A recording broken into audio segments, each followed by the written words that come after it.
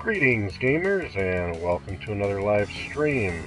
Tonight we're doing the second episode on Duke Nukem, the World Tour for the PS4, and previously we did the first episode a while ago, so we're just picking up where we left off there, and that is the second episode. Let's rock. Nobody steals our chicks and lives.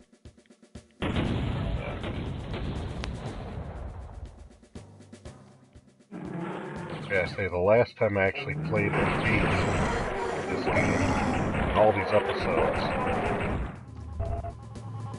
Come get some. Was back when Xbox Live had the Duke Nukem DLC, and it was quite an ordeal when it came out. It was great when it did come out that way. My main complaint about the Xbox Live version was that it wasn't as nice as Doom and supported like local multiplayer split screen.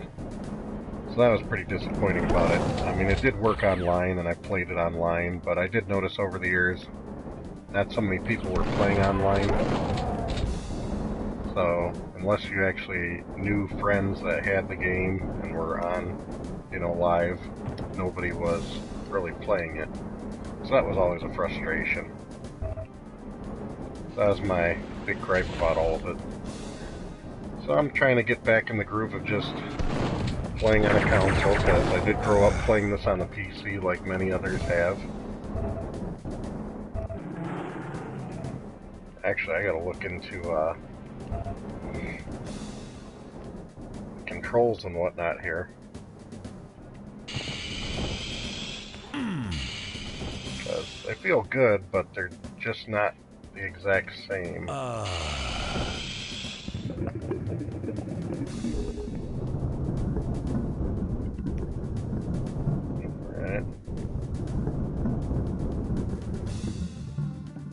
Good old scuba gear, can't go wrong with that. Nice.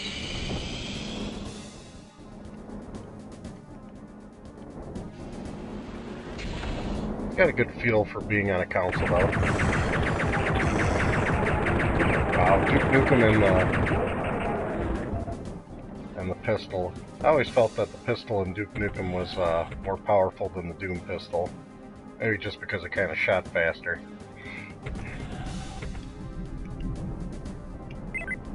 There we go. Yeah, this was so cool for its time. Being able to look in these security cameras and see all the things that changed. This was more handy for the multiplayer matches and death matches though.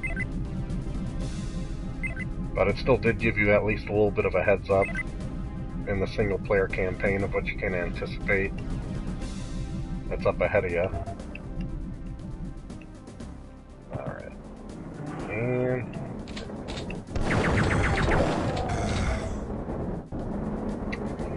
now, the real question is, how do you go about... There we go. There's your inventory items, gotcha. Still remembering the controls a bit. Hey, well, what's up, Nate? Glad to see you stopping by.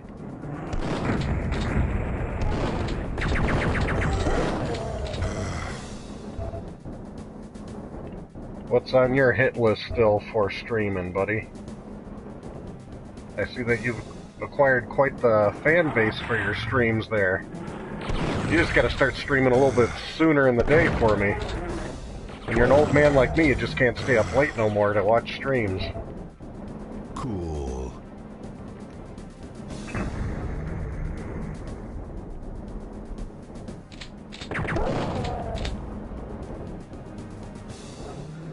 Hey, Ryu, what's going on, buddy?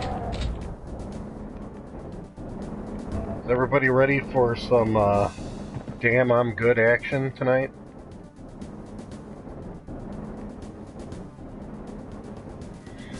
God, it's been so long. I think, what was that, 2008? I'd say roughly 10 years ago when this came out on the Xbox Live, so that's easily the last time I beat it. At least this episode.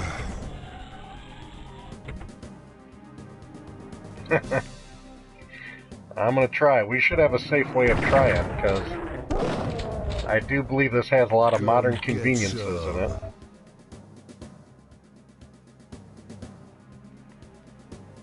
Alright. Anything special here? Not seeing it. Up we go. And down. Nope. Oh, switch. There had to be something around here. Yeah, the shrink ray was such a fun and new thing at the time. It was just crazy, especially in deathmatch. You'd be shrinking and running all over, looking at the ground, trying to figure out who the heck you got, what, when, and where. Well, I got full ammo for a Ripper, yet I don't have a Ripper. That's annoying. That's for going up. Oh. Whoops. I love all those pain points. I didn't get a red key card yet. I wonder where that's hiding now.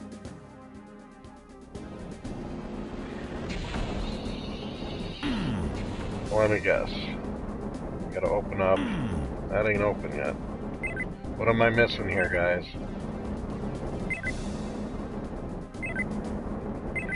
Yeah, this is far from a speed run. This is me trying to remember from 10 years ago. Yeah, the first episode had a real good flow. I will say these later episodes of Duke Nukem, the level flow gets a little wonky. At least for me. It's like, well, what's next? What did you get the ability to get to? I was able to get to this location. Great. Now what? They give you a jetpack, so I can fly up here. Whoopity-doo.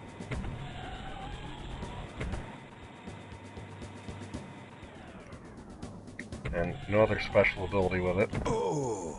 You're still taking pain. Well, I'm not seeing where I'm missing this red key at, I'll tell you that much. That was just a shrink ray here. Big old red room.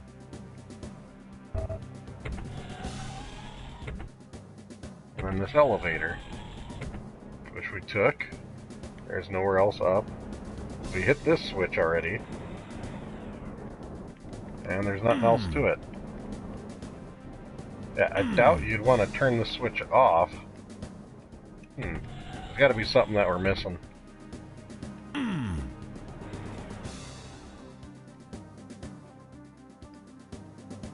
And survey says, just going back up here. Not exciting in the least here. Alright, when in doubt, you just backtrack a bit, because that's usually what ends up happening. Or you miss a switch like that. That open up anything.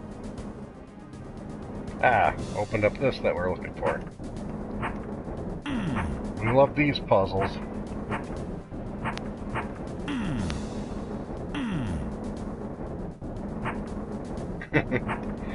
Well, don't worry, I'm sure I can muddle through. It's usually like just one. There we go. Well, we opened up something. Ah. Can finally dive on down. Let the good times roll.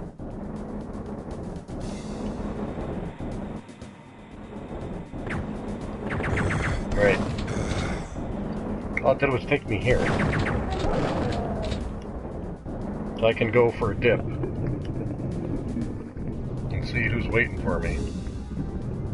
Well, I got an access card. And a good old switch with a nice little refill. No complaints there. And finally a red key for all that fun. I gotta say, I don't know if it's my screen or what, but when it's dark, it is super dark on the screen for me.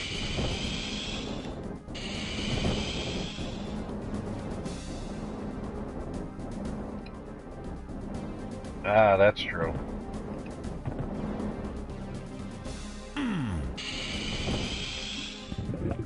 Because this is... Cool. There, I knew that was something. Finally.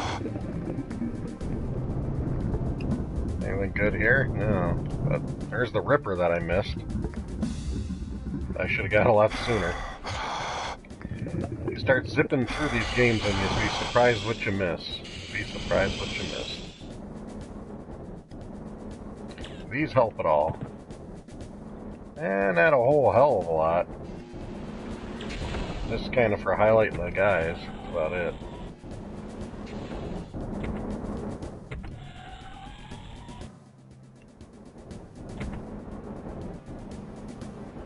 Alright.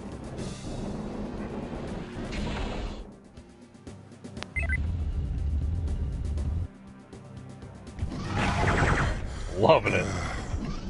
Wakes you right up.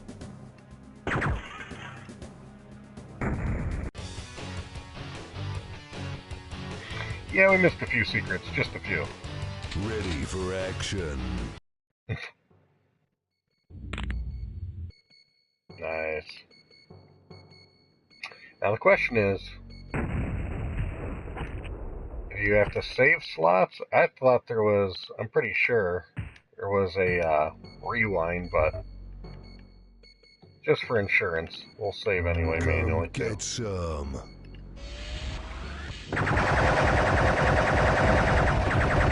Yeah, they just don't make them much more annoying than these things.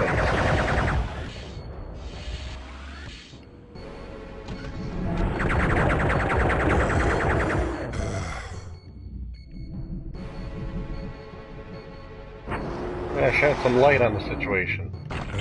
And some trouble.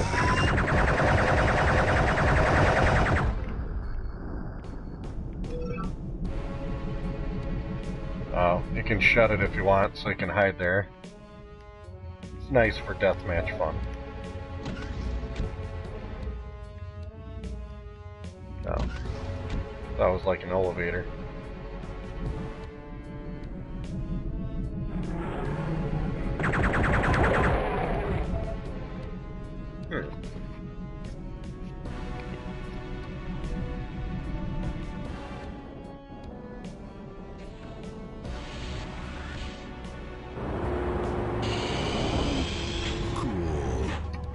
Can't get enough of the trip bombs.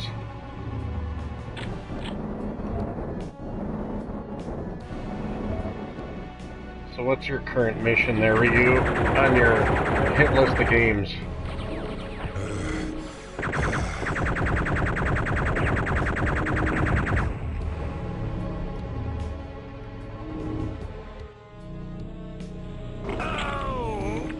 I don't even understand what squished me. But I do like to rewind. That's why you're good. Weird, that just kinda did something wrong. Yeah.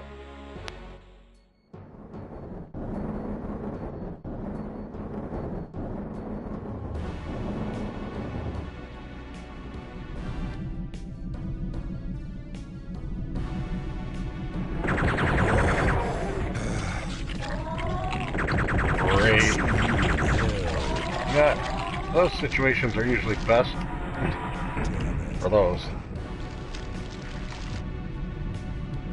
Really, Phantasy Star, that's an interesting one. I've been debating on jumping into some RPGs myself.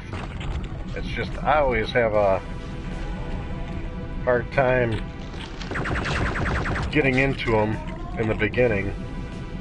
But once I get into an RPG, then I'm pretty much really good to go. Yeah, piece of cake. But I've heard a lot of good things about Phantasy Star. I've actually never really played any of the series. I tell you, all this talk about Octopath has definitely gotten my radar up. I really don't feel like paying $60 for a game right now.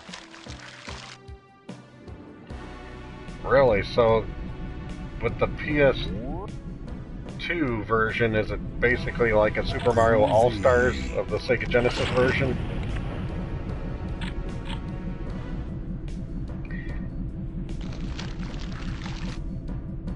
Yeah, when it comes to those RPGs that are just, they basically put you in a confusing ass dungeon and you gotta draw maps constantly. I'm not a humongous fan of those types.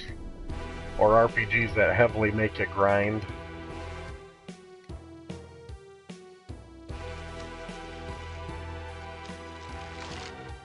Anything that's a heavy grind is not really my bag anymore. Back when I was like 10 years old and I had nothing but time to burn, I wouldn't mind a grinding RPG, but nowadays time's a little bit more valuable. Just a little bit. Alright, let's go see what this key opens up for us. So you got yourself some graph paper and a pencil when you play, I'm assuming, by your description. Ah.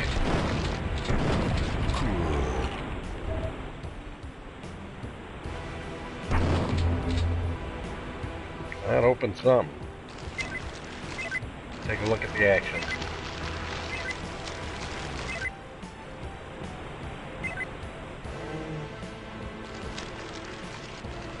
Cool.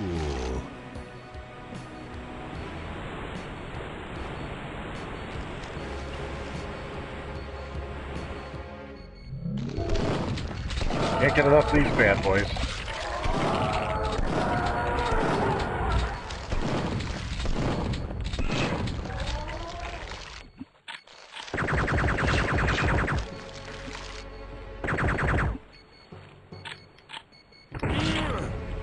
I never know what the heck was in front of me for that one, but hey, I got a trophy for it, so I won't complain.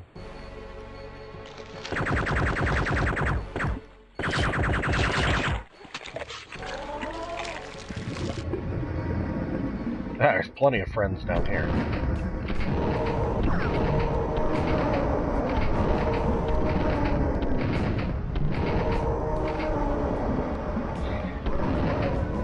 Well, it's always good when somebody's already done the legwork of the online maps for you.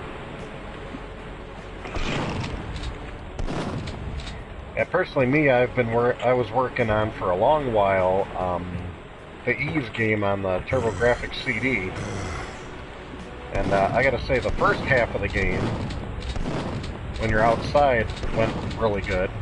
I enjoyed that one, that part of it. And then the second one...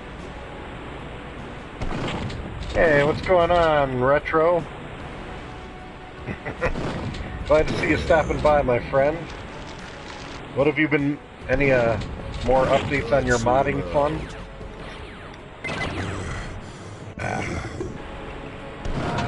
Never get enough Duke. Piece of cake. But like I was saying, I've been working on the Ease game, and then I did the dungeon, which was, or the tower, I think it was. I finally went through that whole tower. That tower was long and boring, man. I did not have a good time working through that tower in Ease.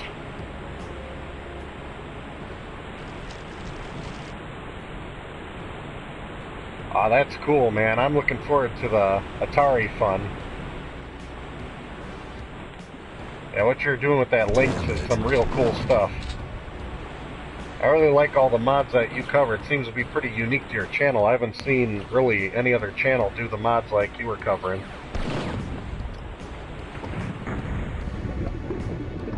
Damn, I'm good.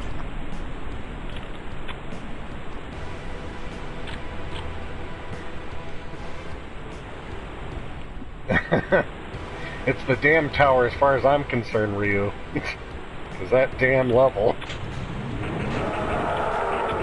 So I finished that tower, I beat that, and after I beat that, and I was basically, what was it? I was burnt out, and I actually thought the game was over, and that's like, nope. Then it's basically Ease 2 kicks in, from what I could tell. And then I kind of left it off there, and it looked a little bit better. But to be honest, I'm looking forward to getting it completely done so I can jump into Ease 3, which I got for the Super CD. And, because that one's side-scrolling, which I think might be a little bit more interesting and fun and easier to get around, because the maps and stuff and E's were a little more cryptic than I cared for. Even with a map, they're still kind of confusing.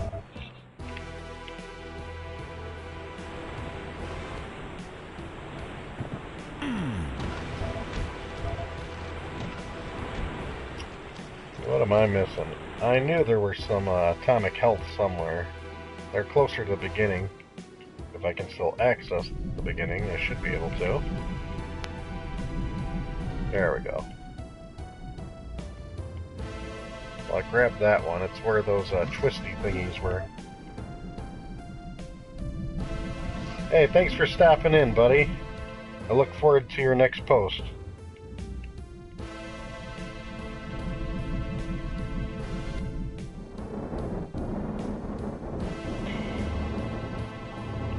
I knew I was in this crazy-ass, blinking-ass room, so it can't be too far away from here. Yeah, I figured Duke is pretty safe. I don't really think I've bumped into anybody that doesn't like Duke. There's a problem if you don't like Duke Nukem, as far as I'm concerned. Yeah, where the hell were those spinning things at? There they are. This is what I was looking for. Come get some.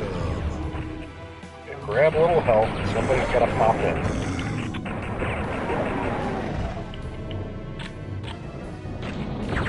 Oh, great. Grab some health, and then there's things all over the place to punish you for it. Yep. Typical Duke fun right there. Well, I didn't get much of a gain on health, thinking I was going to pick up at my 200 health and go on my way to my next level. All out of armor, though. I will say, I know Doom, like, pretty damn well, obviously, but Duke, when it comes to secrets and stuff, past the first episode, I don't know secrets that well at all. So, getting all that good stuff rolling is going to be interesting.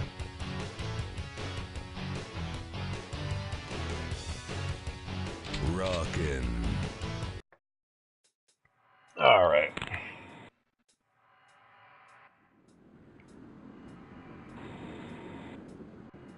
That's always a fun beginning.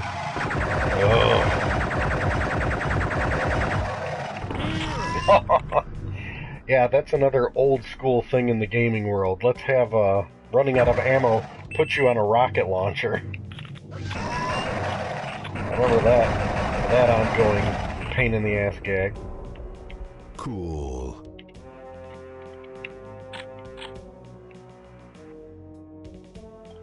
Yeah, it was so cool how they did Duke Nukem for the time. The music was good. Enemies were creative and different. It had just the right level of humor in the game. It wasn't like overdoing it or crap. Or underdoing it, so to speak.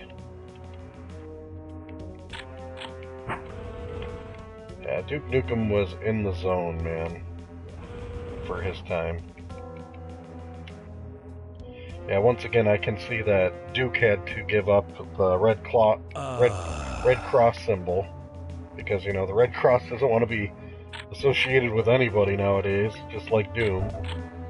That's so crazy that they had all these games remove the Red Cross from the health packs. Great. You hear them, but you don't really see them.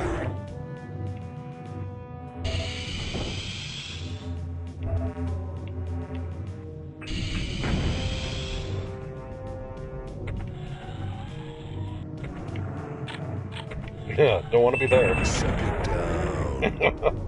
Yeah, that's get the hell out of there quick deal right there. Surprised he didn't die. What the hell is that all about?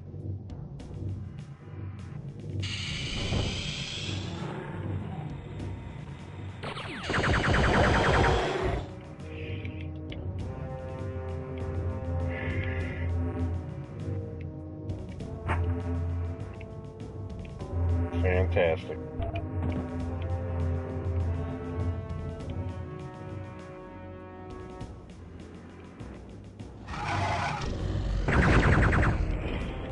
Suck it down himself.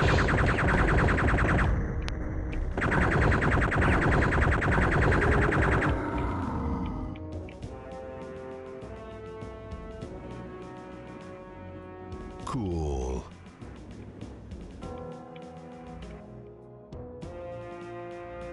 That opens up with a key.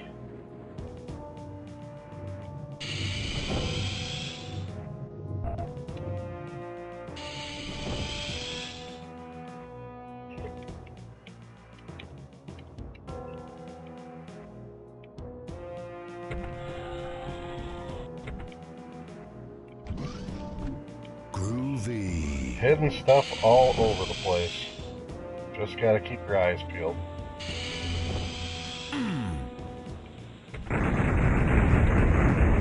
Great.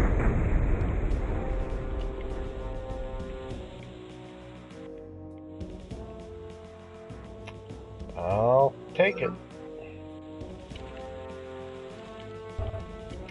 And there's a key card. Interesting spot for it. Cool.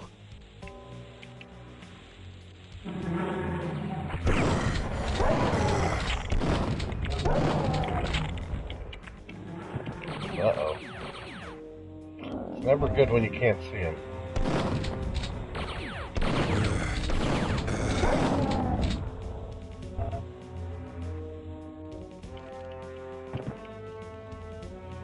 Alright, sometimes you just don't want to screw around with it, so... That's always easier. Loving the jetpack. It just made so many situations a hell of a lot more friendly. As long as you had one. The blue key was that. Where the hell are these guys coming from?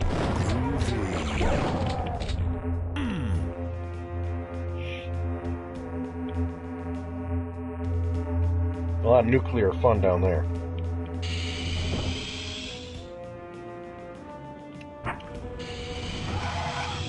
More of these things? Seriously?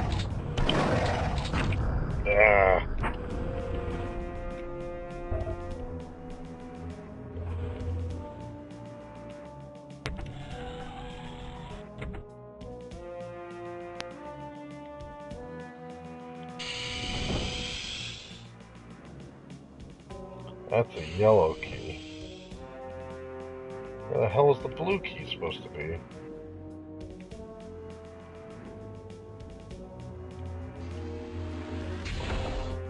Oh, this looks welcoming.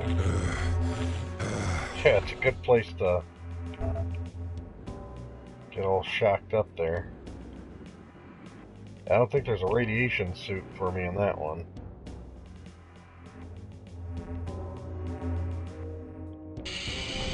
And not as far as, oh, duh, I passed it.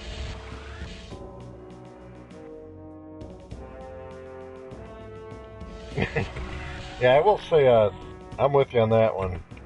Duke Nukem isn't the most confusing first-person shooter of its time, but I would say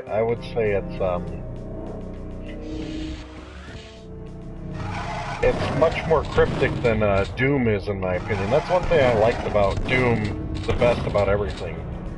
Doom always had the best balance of puzzles and, you know, finding keys. Very rarely were you ever, like, really lost in a Doom level. I mean, I will say Final Doom gets a little crazy, but Doom 1 and Doom 2, that it flows so well, and it's not easy neither. It's like just the right amount of difficulty, but Duke Nukem, you know, you gotta play it regularly to kind of get accustomed to all these nuances and hidden things here. But that's good. Exploration is fun.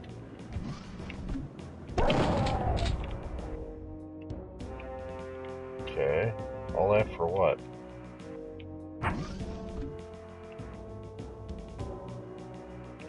Yeah, they do all this cool stuff for the time. Going between space stations, being in pods. So, have you read or have any opinion on Octopath yet, Ryu? I forgot to ask you about that one.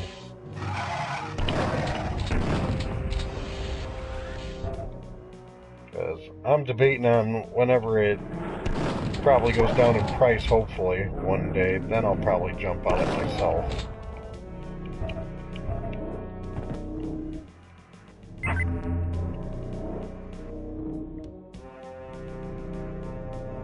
Really? Nothing on Octopath, huh? You gotta try it out, buddy, or look it up really quick when you get a chance. It's definitely it's a Square Enix exclusive for the Nintendo Switch. It's been getting a lot of attention lately. Actually, I remember there was a channel I was watching that made me aware of it a long time ago, because they had a free demo of it for a while to promote the game.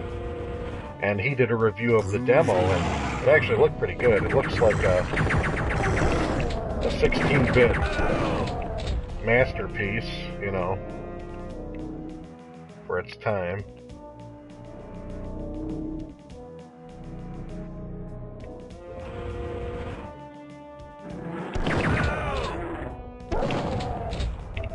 A little stingy on the health in Duke Nukem, aren't we?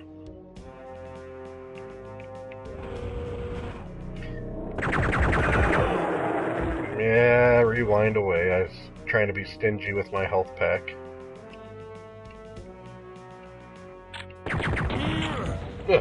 I just hit the wrong button on that one.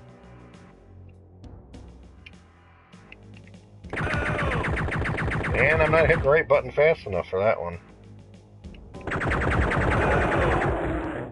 Okay. To use an item. There we go. That's what I thought it was. Actually, another question I was going to ask you, other than the Octopath. Yeah, this is what I needed earlier. What the heck? Do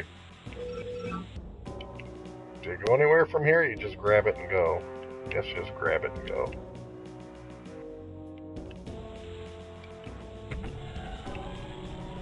Yeah, the other question I had for you, Ryu, was if you had a PS Vita or any recommendation for some Vita games, because I'm going to be, in the near future, stuck to a travel position, and I'm thinking I'll give some more action to my Vita for some mobile gaming, because the Switch, I know the Switch is great and wonderful and portable, but I mean it's a little bulky on the travel side. I wanted something smaller, so I think the Vita is a good balance of high-tech gaming with a little bit more portability.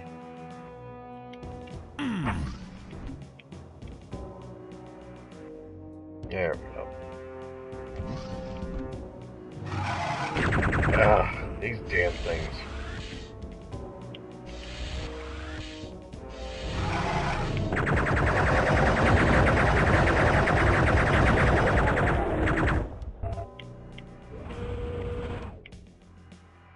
Loving how these things just randomly spawn when you're on their way back. Bullet sponge nonsense.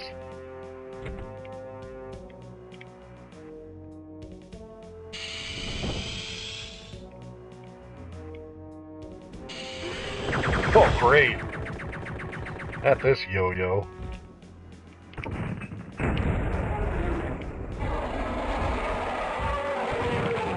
Okay. Yeah, I was just curious about the Vita, so I'm gonna have to do a little bit more homework.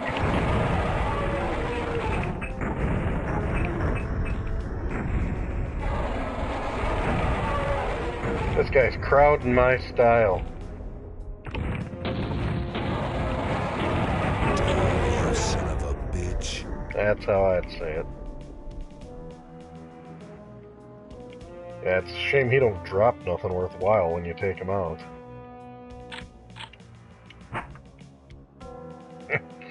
No worries. Alright. Do you have any portable gaming devices, Ryu? What do you play with, if any?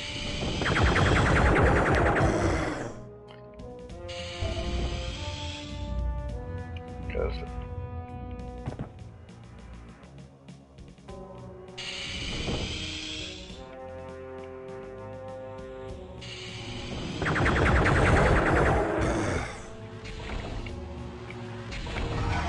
Come get some.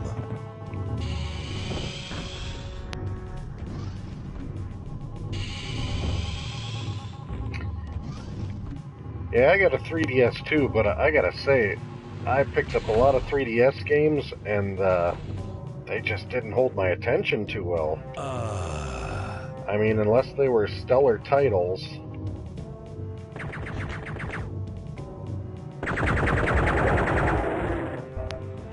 I mean, the only 3DS game that I bought and then beat immediately when I bought it because it was so good at the time was Zelda Link Between Worlds. That one was fantastic on the 3DS. I couldn't put that game down when I played that one. And then the other game is right when the 3DS came out, I got one for my birthday because I think it came out like the original model when it first came out, and they got me that Star Fox 64 remake, basically. And that one I played and beat, you know, in the one sitting. But, you know, I'm a big fan of Star Fox 64, so that was just a fun revisit for me.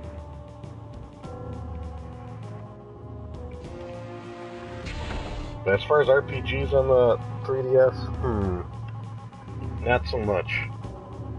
I'm just not a humongous RPG guy for those types of things. Oh, great. So we gotta run through this thing. Try not to get killed. Loving it. So you do a lot of the Dragon Quest on the 3DS, I'm assuming, or... Well, only RPGs I got are Dragon Quest on the DS. I don't know if it's for 3DS. And then those Mario ones, like, you know, the Mario and, alright, Devastator. Cool. You know, like Mario and Bowser's Gut or whatever, and then Mario Dreamland or whatever, and I don't know.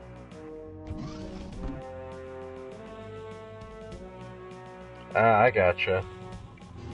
Yeah, they've been doing a lot of interesting remakes for different systems, and I'm happy because...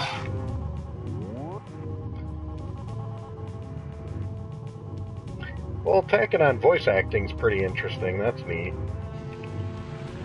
How do you feel when you have like an old game that never had voice acting, and then they redo it and then they add voice acting to it?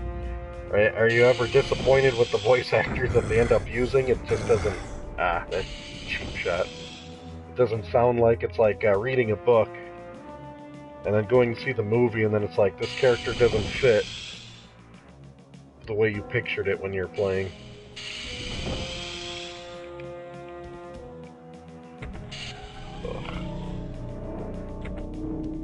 I can't even fully remember how I get to that thing that I opened up.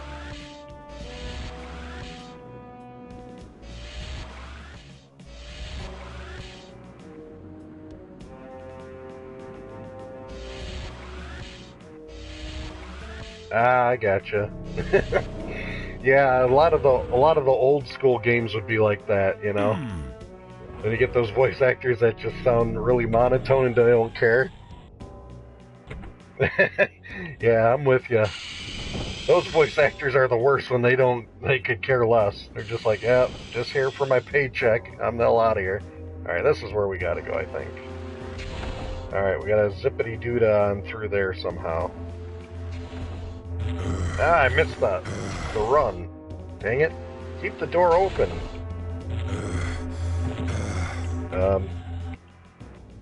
Ain't got much health here, Duke.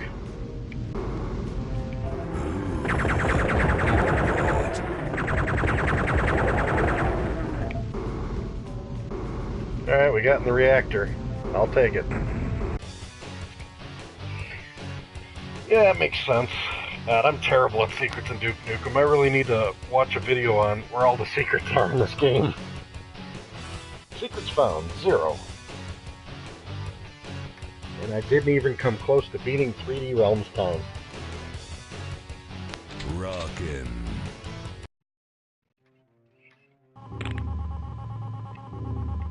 Alright. Now it's getting more alien-like.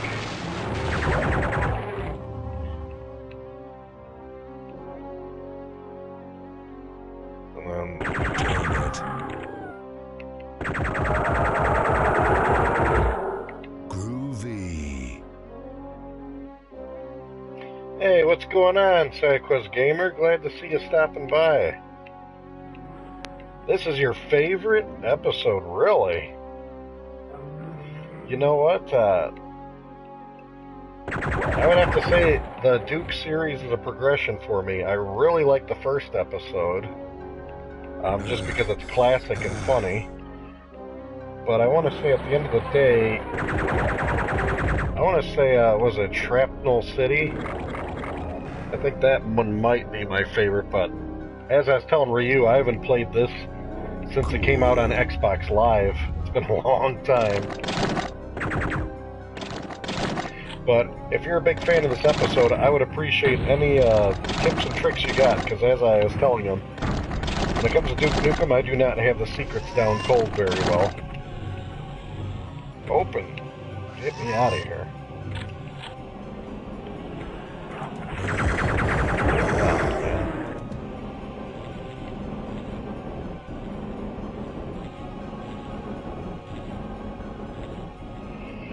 That's true. Alright, I feel better that I'm not alone when I feel like it's easy to get lost in these. I mean, they did a great job with the environment, but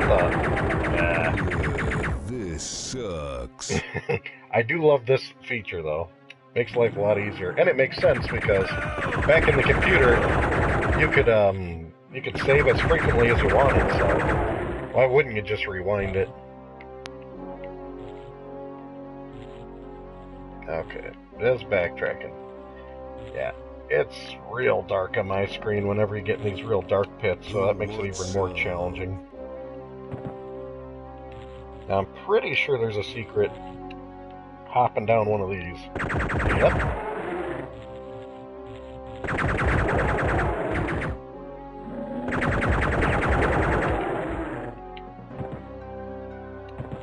Cool. Yep. Oh, I didn't move fast enough. Whoops. Or forgot where I was at. Gotta pay attention to where exactly I'm at here.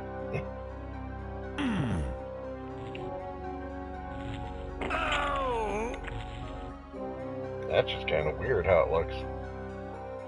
Okay, let's leave it right there. So if I fall straight down, I should be safe going right where that guy is at, though. But I gotta duck down, I think, right? Yeah, I think I'm not ducking. That's what I'm not doing right. Cool. There we go now. Ooh, I gotta stay in the center between the two. That's what the problem is. And then right when I get an opportunity, I gotta jump on out. There we go. We got it. We figured it out.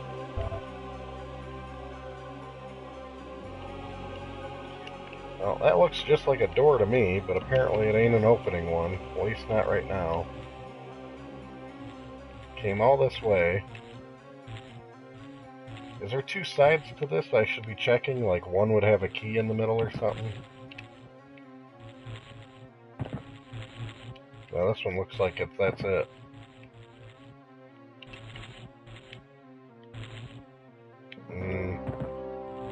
Yeah, because we did that one, and then if you do this side, they're all connected the same way, I'm thinking, because I'm not seeing anything stand out, but we'll take a look for fun. Why not? Why not? Got my protective boots on. Okay, and you're just stuck in this nook here. There. So that's that one. Well, let's double check this one, because this is just a nook that's not tied in.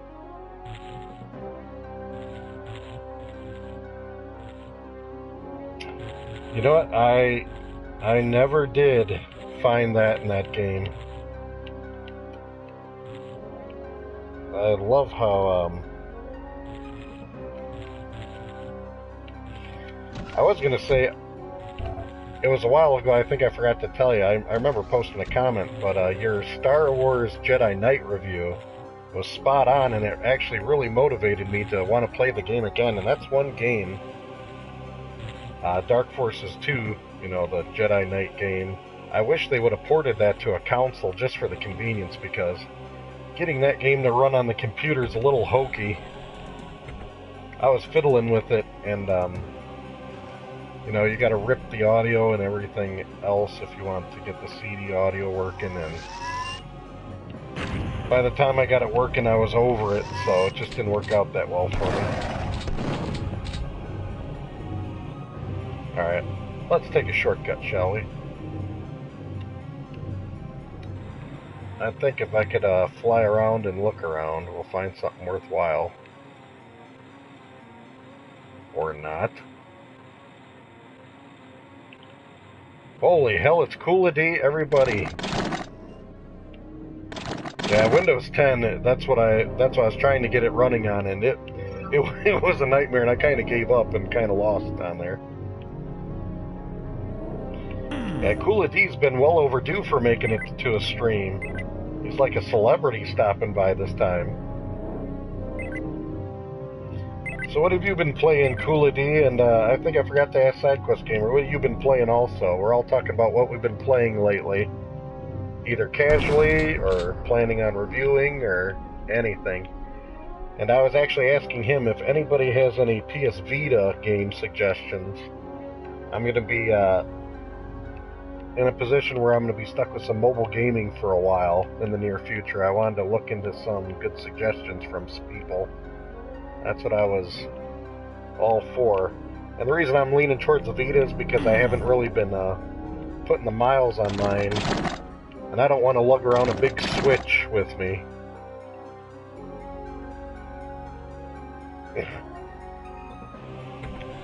Alright.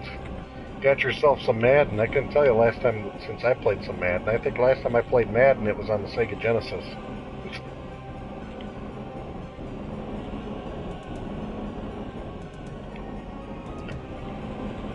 Yeah, Mega Man Soccer is an interesting one. That one commands a little bit of money, I think, with Mega Man attached to it. Alright, I don't have any keys. I haven't found any keys. What the hell am I missing? There's got to be a way poking through these things to get a key somewhere that I'm missing. Because I just know somewhere there's a key in this mess. Somewhere. Alright. There's got to be a key somewhere. So it takes me to both these edges. There's nothing there, nothing there. You look down. I'm too big for this.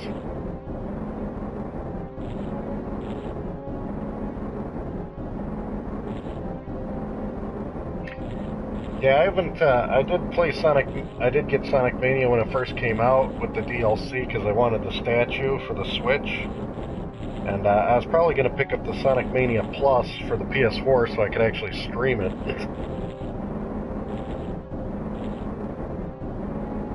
Encore mode, I don't even know what that's all about on the Sonic game. Is that just a fresh perspective on it, so that it gives you a little bit more replayability, I'm assuming?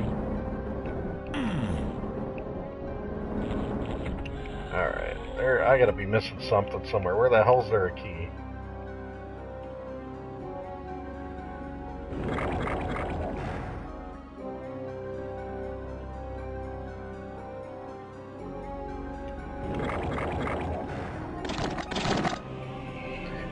Oh, that's kinda neat. A nice little remix that plays all the characters. Okay, that kind of makes sense.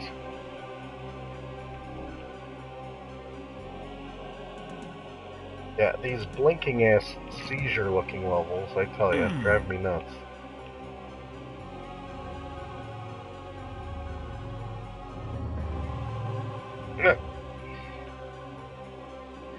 Yeah, as long as the value evens out, you know, for what you pay, and $5 sounds pretty solid.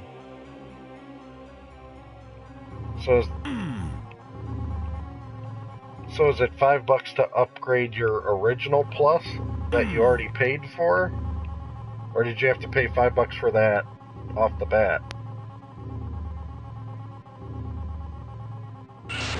Oh, Knuckles Chaotix, I don't know. Is there any way that Knuckles Chaotic, do they have like that rubber band effect thing, or power up somehow? Is that why you're mentioning Knuckles Chaotix? That's all I ever think of. People say Knuckles Chaotix is where you're like attached to another player. You know, we went all around this and nothing is standing out. Maybe I gotta fly up higher. Does this show us anything? Okay. Whoa! Whoa. got a treat here.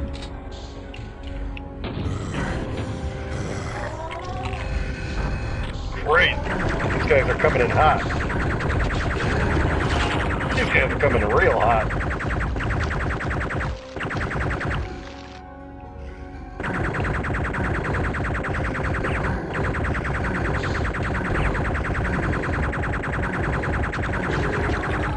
No time for you, old man.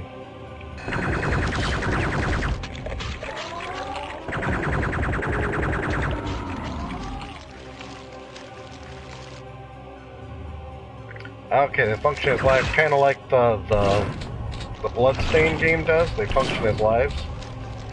See you in hell. Ah, crap. Well, I think I gypped this level by using a jetpack, but who cares? Ah, Shadows of the Empire, that's the N64 game, right? I've always heard good things about that one, and that's another one I never played and beat.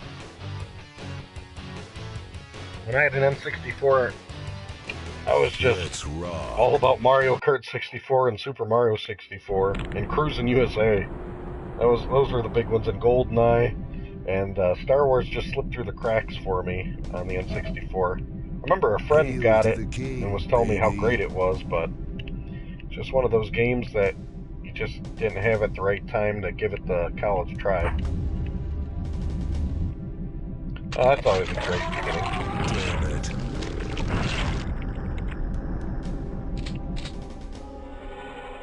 Alright.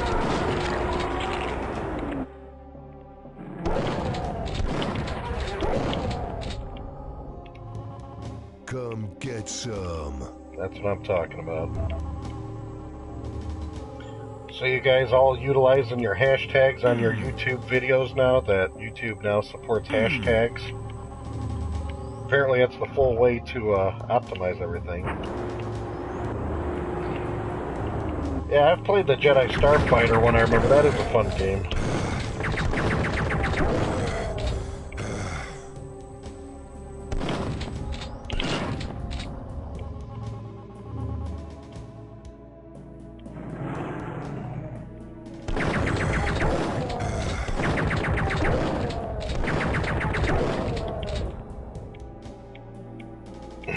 Cool.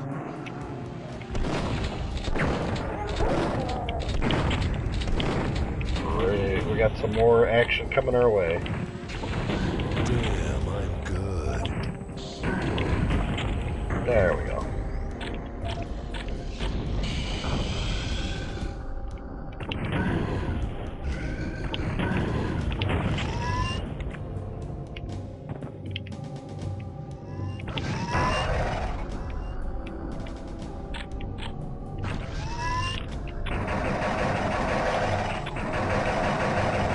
Time to burn some ammo out. Might as well use the pistol ammo.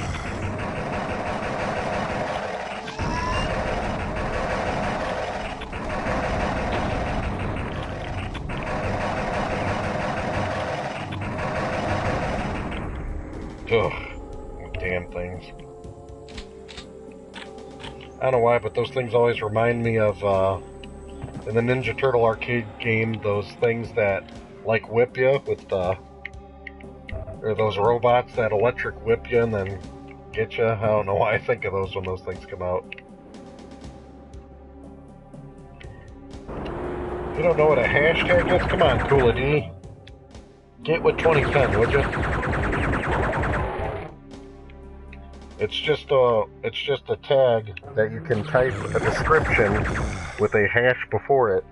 So then when people are searching for a certain type of content, that hashtag description, which is usually a string of just one word or a saying together, like a hashtags I put on all my videos really quick were KWKBOX, because, you know, just want to label the channel associated with everything. But you can also look up trending hashtags of, say, I don't know, funny movies might be a hashtag that's popular, and then you could put that hashtag on your video, so then when people are searching that hashtag, your video will have more odds of being found. So it's going to be interesting. See, SideQuest Gamer knows the score. There you go. Well done, Kula D, you got it. Well done. Quick learner. And we got no ammo for this, so why are we looking at it? How much for this? We're not doing too hot on ammo here neither. And we need keys. We gotta need keys for this, we need keys for that. Does this not need a key? Something's gotta open. Oh, what the hell? Alright, apparently it's gotta be one of these big ass doors. Well, this is the one that we came from, wasn't it? No. I'll pick up all this stuff really quick. Ah, those damn things. Oh, you ain't getting up to that one neither. Something's hiding.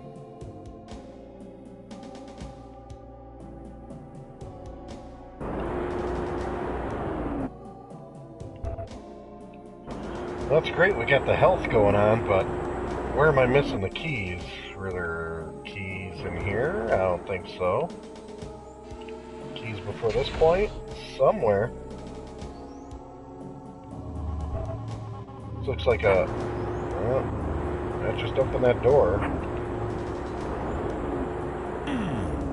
Now we're back to the beginning of the level pretty much, and I doubt they're giving you a key as soon as you walk in, so... that tells me...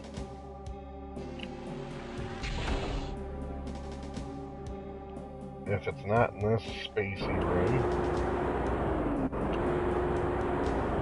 it's gotta be somewhere in here we're getting a key somehow. Not that I understand how, because that door's got a key lock. That door's got a key lock. This one looks like it doesn't. But it doesn't open. So. Oh, I'm missing this.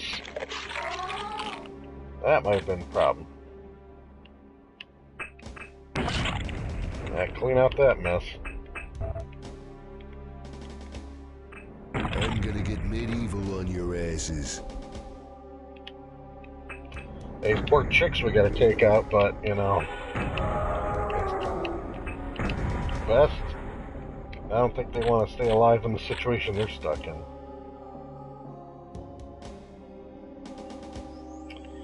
Well, depending on what you guys think of this stream, the next stream I'm debating on just continuing Duke and getting them wrapped up because we have all these different episodes.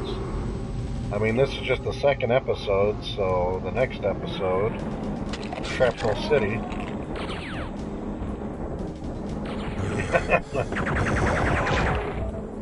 I'm with you on that one, SQG. Hail to the king, baby. That's his best line.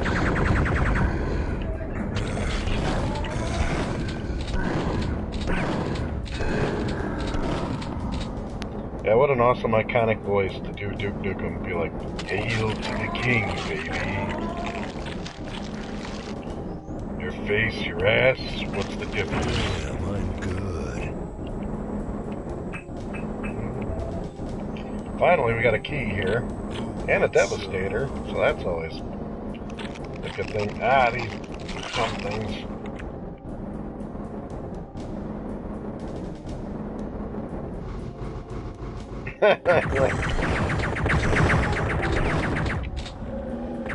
Well, these guys might as well kill me since I wasn't expecting that. They slaughtered me. I'll do a rewind here. Yoink, let's go back. I'll take it there. And we'll be a little bit more prepared from this time.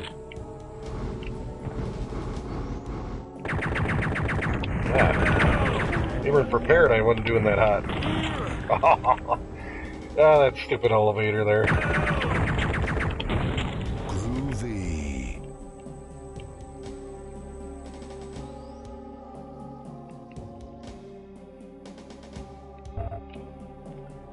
Yeah, you gotta watch out, SideQuest Gamer, because Kula D is practically a moderator here, so you gotta watch your P's and your Q's.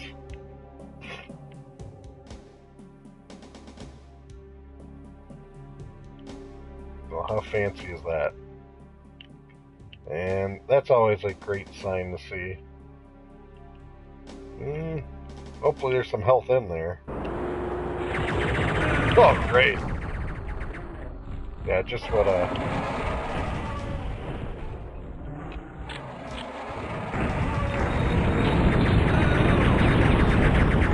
This really pisses me off. Yeah, Coolity, you gotta catch us up on everything. What have you been doing since you've been MIA for 4 months practically? It's just madness.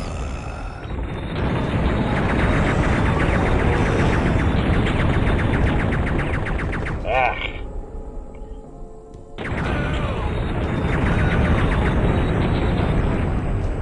Devastator is a beautiful thing.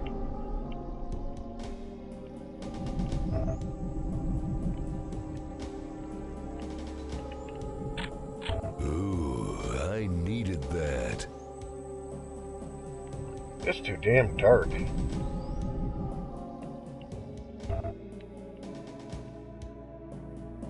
Alright. Now the party can start here.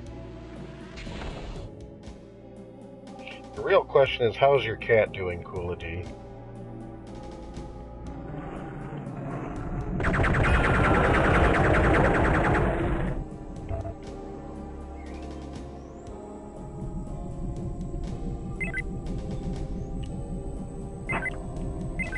Well, that did something. I guess it unlocked that, or unlocked or locked something.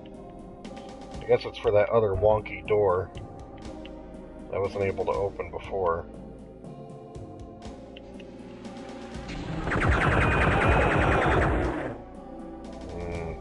Ooh, I needed that. Need a lot more than that, Duke.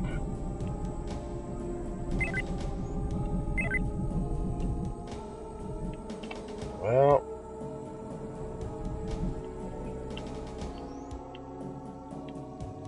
you know what's kind of weird that I just realized? Is that PS4 doesn't have a Doom option for original Doom, does it? Because even the Xbox One, you can play the Xbox Live Doom versions on it. And if you got a PS4 and you want to play some Doom, I guess you're SOL. Oh man! It's the man, the myth, the legend, Mega Dan's here. What is up, buddy? What are you up to, my friend?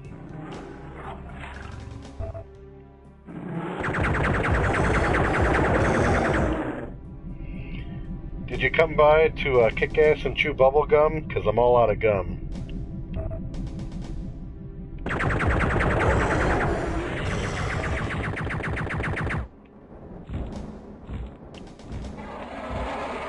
I always love it when I can hear him and I can't see him. Oh, great. More of this nonsense. Do we have enough ammo for these yo-yos? Well, they can really swivel those grenades on in here pretty good. Die, you son of a bitch.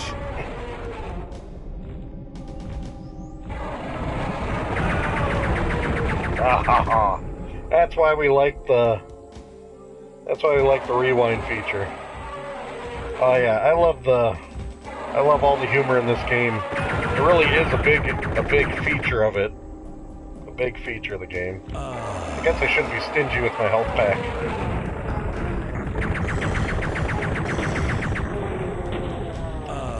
There we go. And we just take a nice little walk. Open that up. And that dar she blows. Well, we survived that one, guys.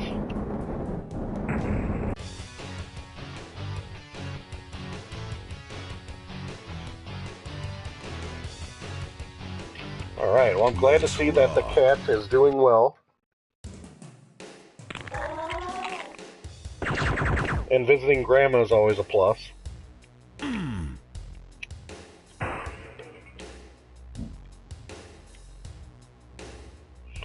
This is a real popular deathmatch level, I remember back in the day. Real popular. Yeah, when I'd be going on the the Kali network to play some Duke Nukem. This was a popular one.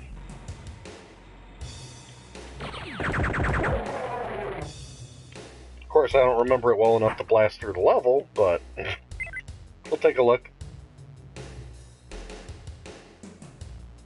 Man, you're all over the map, Coola D. You're a traveling man.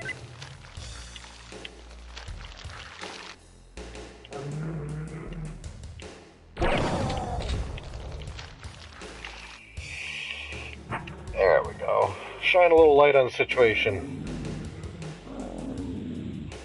Yeah, as often, White Castle is the way to go. I should do a live White Castle stream one of these days for you guys. Maybe I'll stream some burger time and just be like, this is the way to roll.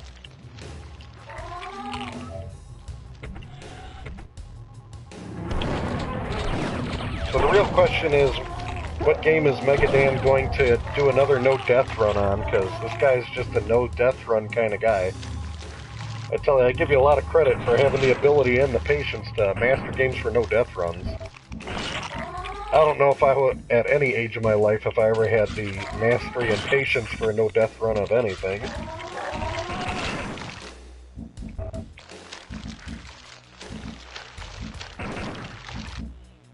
Ah, crud. Yeah, this takes you back out here. This is where it gets really fun. Everybody would be zipping around in these corridors and hiding and then popping out and then ambushing you. And you can never resist a mirror in Duke Nukem. Oh, great. They're all coming out now. That's good target practice for my plinking.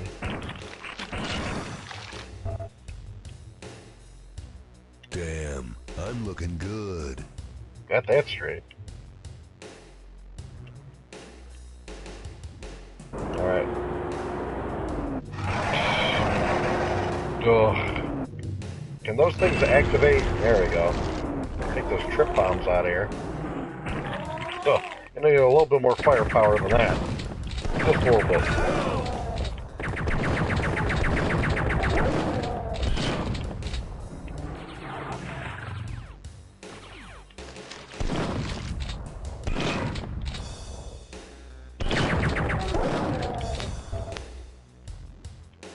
Ooh, I needed that. Yeah, I'm gonna need a lot more. I don't even think I got another health pack. We're not doing too hot on the health here.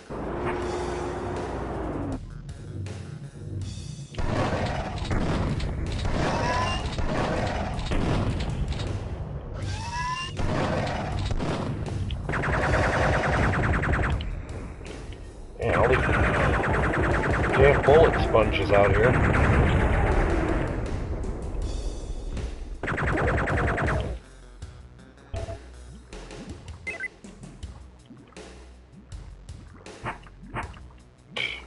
That part of the light shows up. Come on, man.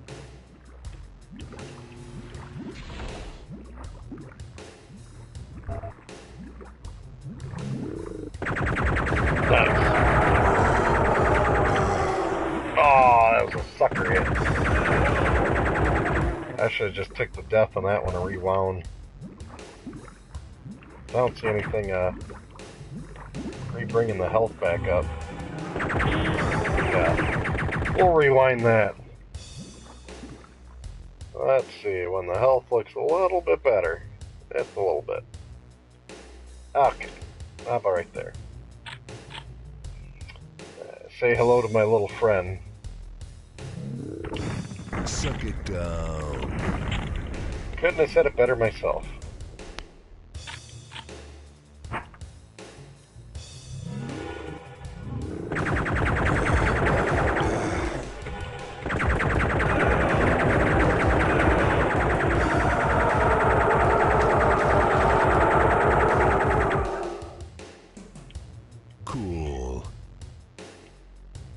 It's always good when the Yankees are doing well.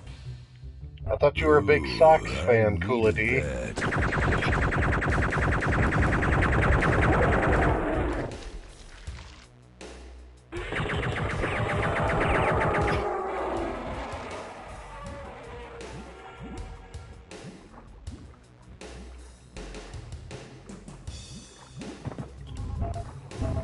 Groovy. The White Sox, your favorite.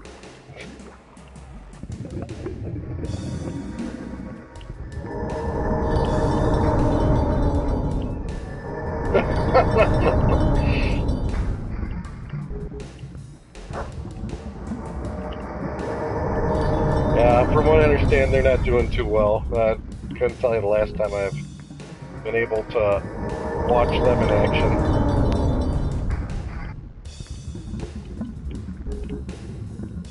Well, they put all the good stuff underwater, apparently, in Duke Nukem. This is where you need to hang out, guys.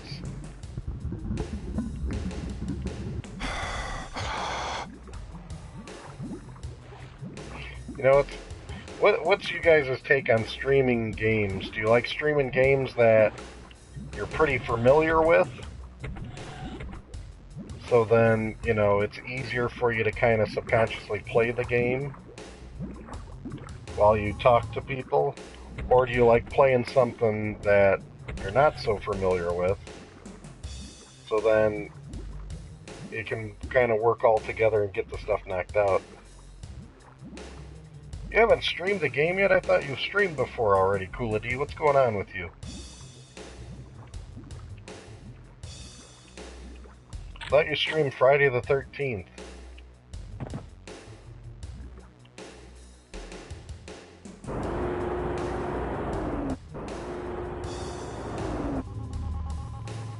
This is what we need. This will do the trick. Taking all this crap cleared out. Alright, that's gonna take forever. So. Ah, I wasn't live. This is the other good thing about Duke Nukem that I enjoy. Just lap it up. Can't go wrong with a little drinkity drink.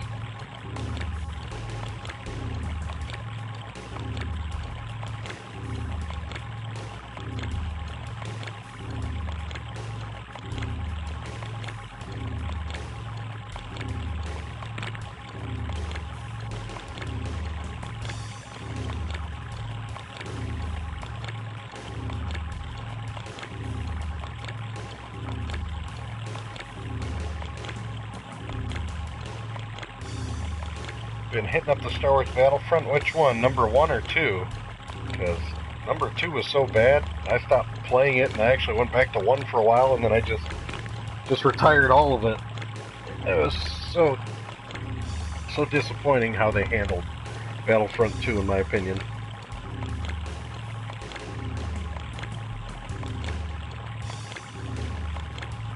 Yeah. You ain't kidding. The Xbox One does make a career out of updates for games.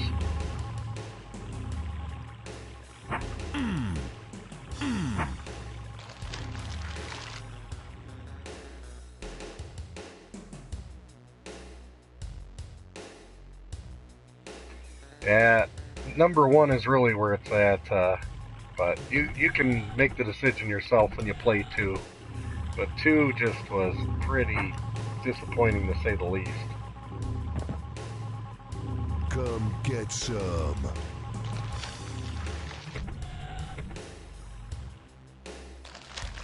What, I gotta book and run through that door to get there? Great. If I hit the switch, come on, man. Could be one of these timing games. Oh great, I rush on in here. Get ransacked. Get some. That's good that you got 2 for that deal, because 2, I hate to say it, when it first came out, I got it for full price, which I really regret paying full price for 2 now.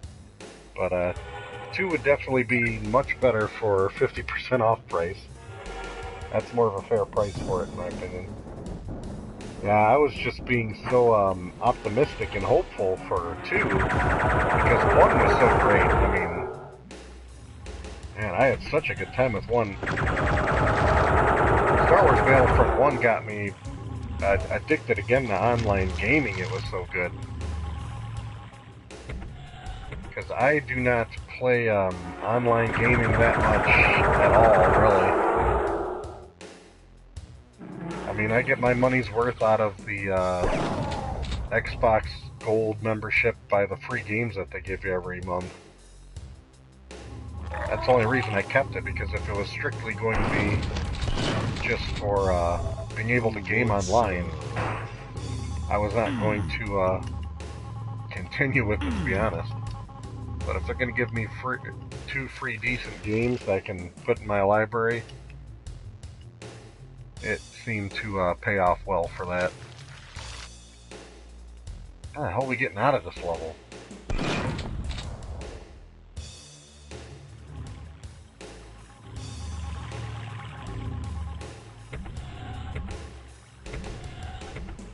Man.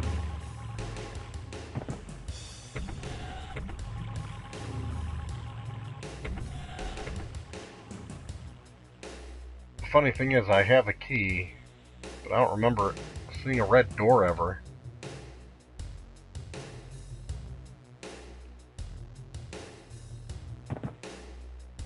How'd that just throw me out? There we go.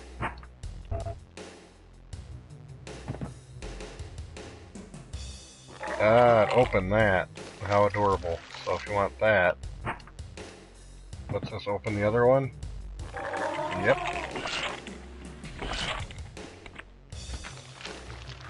A little bit of health in the cooler. Definitely use some armor.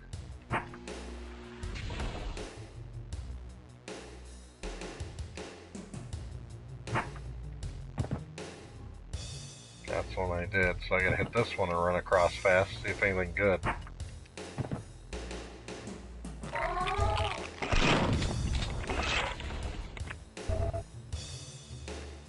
I haven't been using the shrink ray much. I guess I should get on that.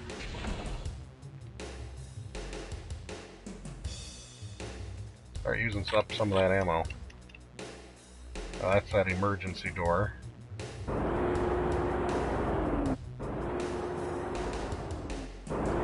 We got a red key, we gotta use it somewhere if I could see where I'm going ever. Who wants some? Okay, so this is where we got for the blue section. But where the heck do you use a red key?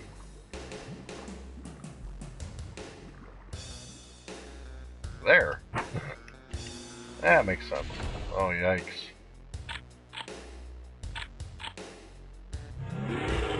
Great.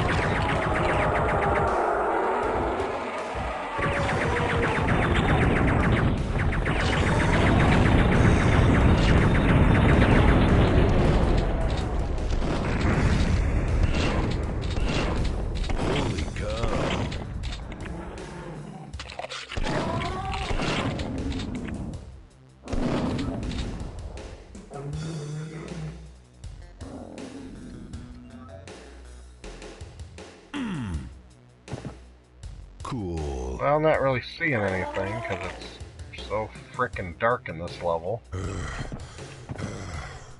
That's why I like the cityscape brighter levels. Because I'm just falling in the hole. There we go. Yeah. First aid I could definitely use.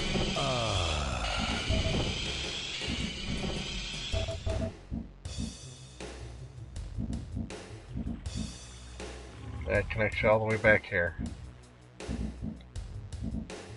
But what's the point of all that? Shouldn't I have gotten another key?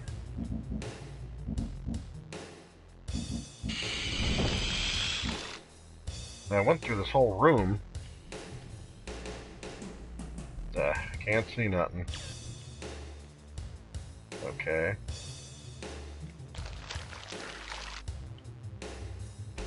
Well, you should talk about how you go about playing your Star Wars Battlefront, Coolity. Who's your go-to hero? Who's your favorite to use?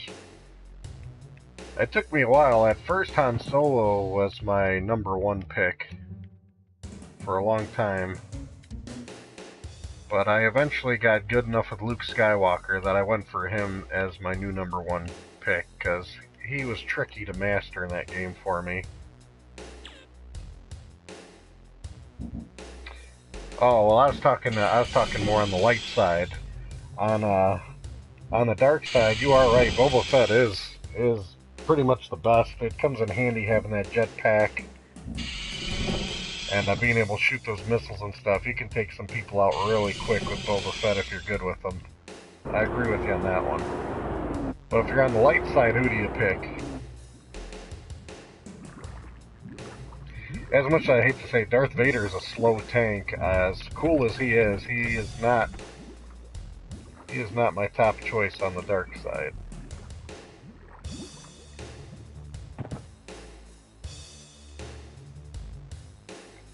This is driving me nuts. Like there should be something going on here that I'm missing. Great.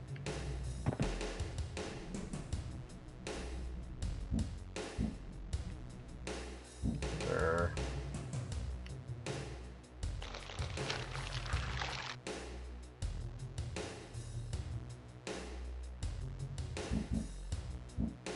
I see. So you're always on the dark side.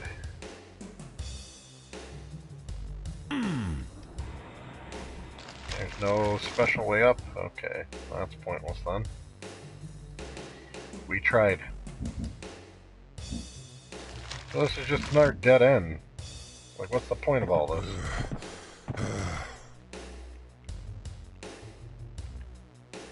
Oh, duh, there's the lights. I wish I would have seen that a hell of a lot sooner.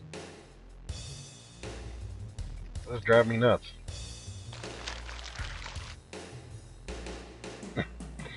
I cannot say that I've ever seen anything My Little Pony related.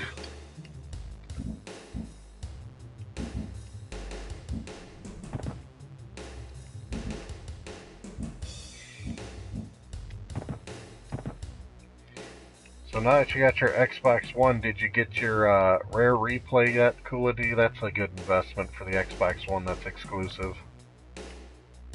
Got a lot of good Rare games on there.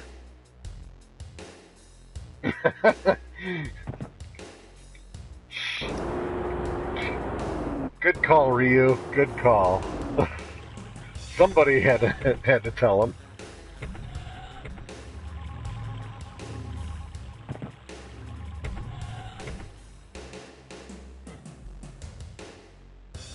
Alright.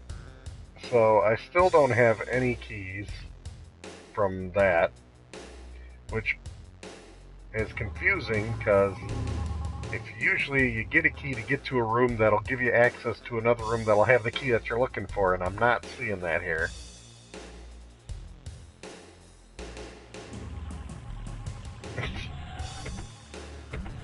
And Coola D, you just got Ryu speechless tonight with your habits. There's nothing else here.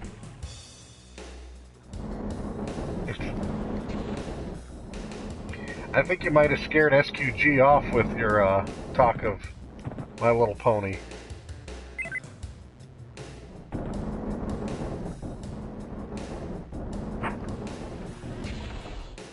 Okay, there's nothing going on up there.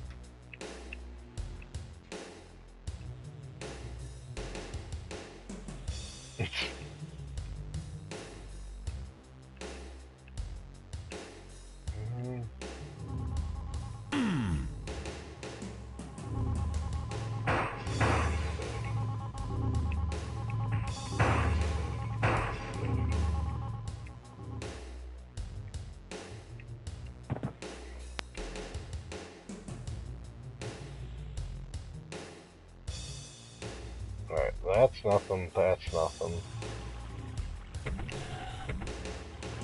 We've done everything here, but we'll check these for...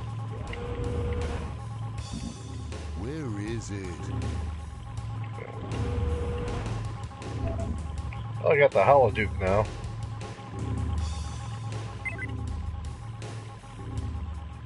Okay, I can see myself.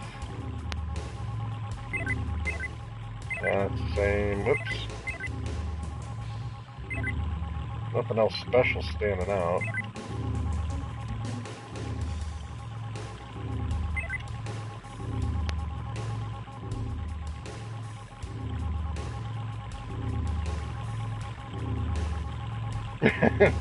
Yeah, they didn't start doing those huge arrows until the 2000s. But I think it's games like this that definitely inspired those arrows, Ryu. I'm with you.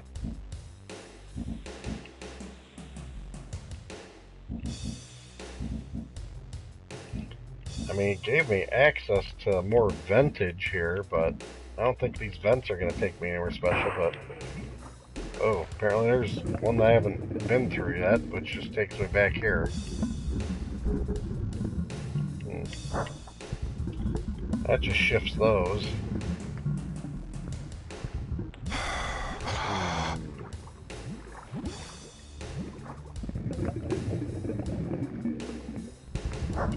That's it, just gonna put those back and forth. Nothing special.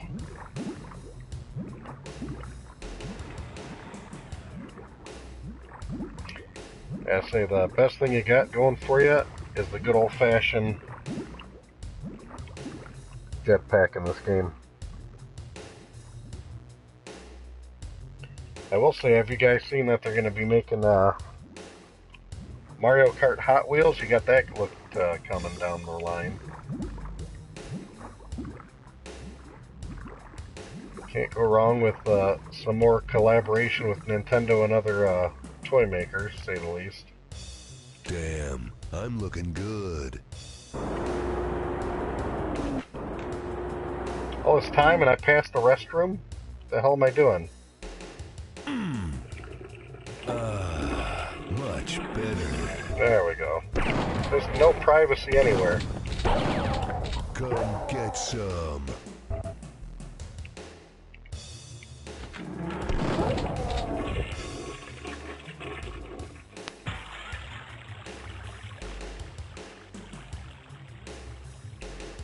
Okay.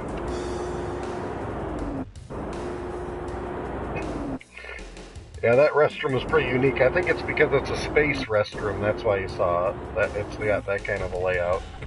That's what restrooms in space would be like on a space station.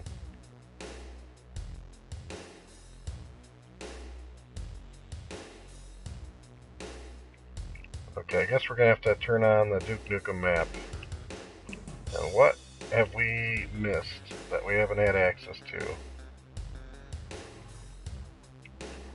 Okay, that's just that. Looks like it connects to the vents.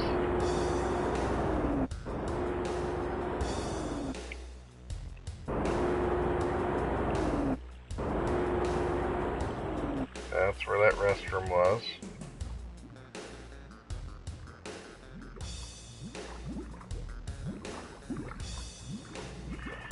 Yeah, Jar Jar Binks is a pretty unique character that I can't say that I know many people that actually have the same appreciation for him as you do.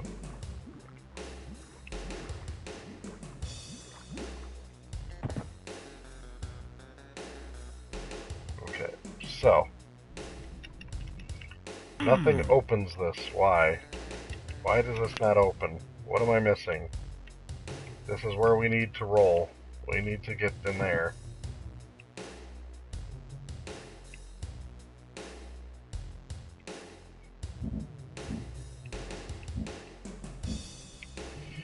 Well, he's a pretty important character, but I don't know if he's the most important.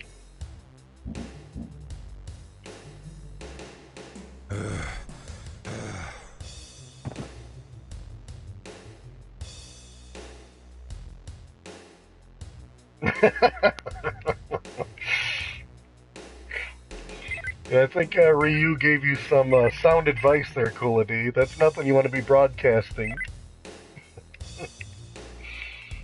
If you bust into a Star Wars convention, I think touting that out, you might run into some issues. You just might. Okay, it gave me access to this, so who cares? Where is this going to take me? It takes me there.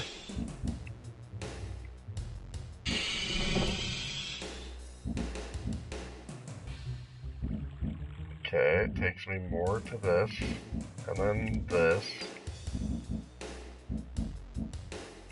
and this. I'm thinking maybe, since you can't get it past that door, you might be able to take a vent to where it is.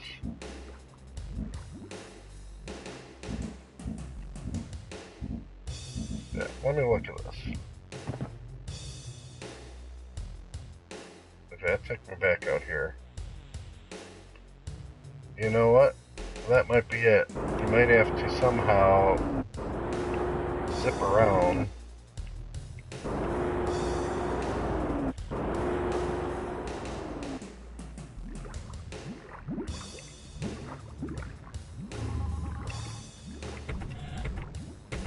It's been way too long since I've Duke Nukemed. So you see all this nonsense, and then you see that, and then you think to yourself, hey, this should take me right where I need to be. I should be able to go up or something. Because I'm in the ventilation system that kind of takes me relatively into the area. But it stops right there.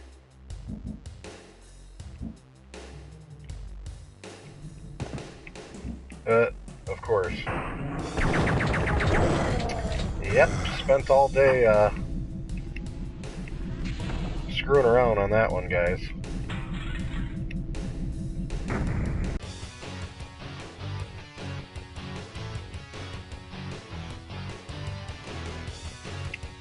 Let's rock.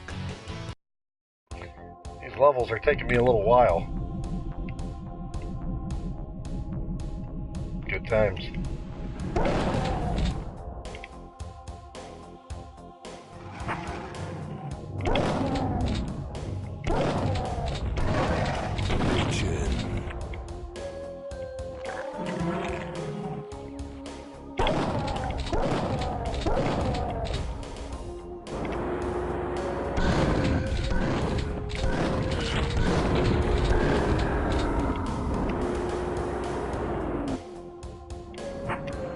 Alright, more bathrooms.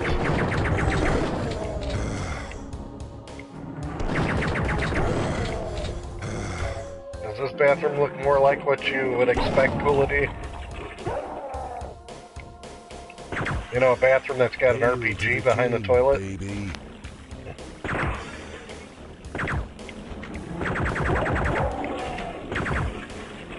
A bathroom that's got a key in it? And a ventilation secret? Damn, I'm looking good. Well, take a quick leak. Much better. And then drink some toilet water. That'll get your health back where it needs to be.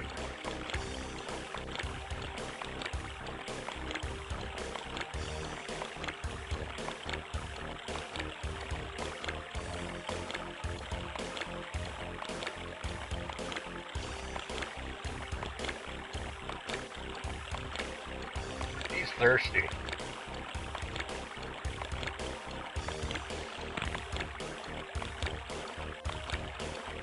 There we go.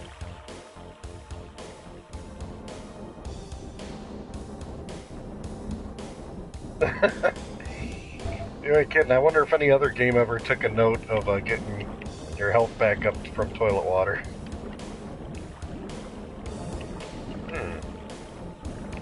Locked in and that don't open. So maybe if you had a switch somewhere.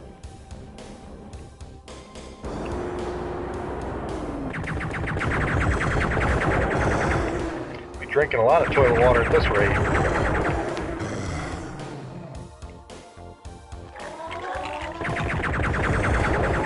Okay, it's all coming from.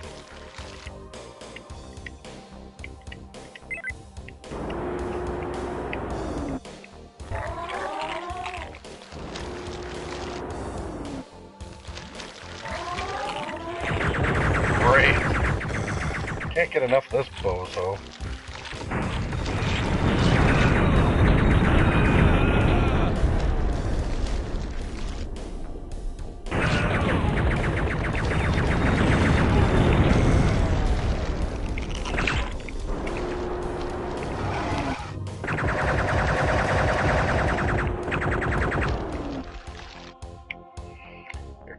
in the toilet. Do you have it trained to use the toilet? Was it trying to use the toilet, or it just fell in it because it can? That's a little bit better in toilet water, I guess.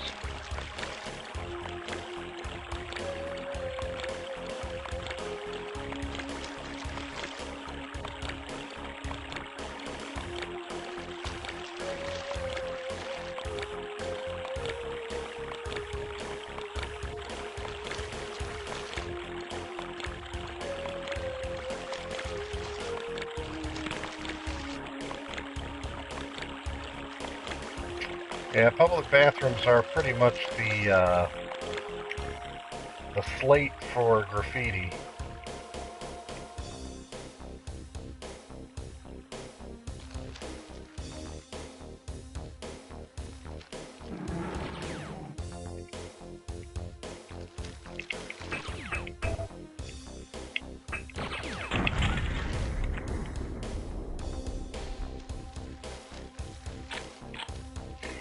Well, White Castle does pride themselves on the clean bathrooms. Oh.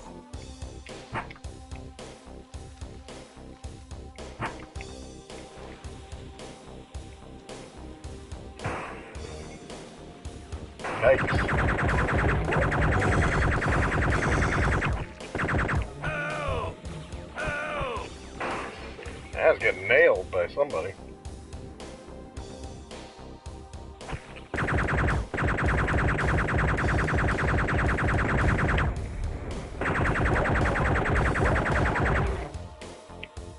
Are any of you guys aware that the Brady Bunch, their house is for sale, and you can pick it up whenever you want? I think it's close to $2 million if you got that handy.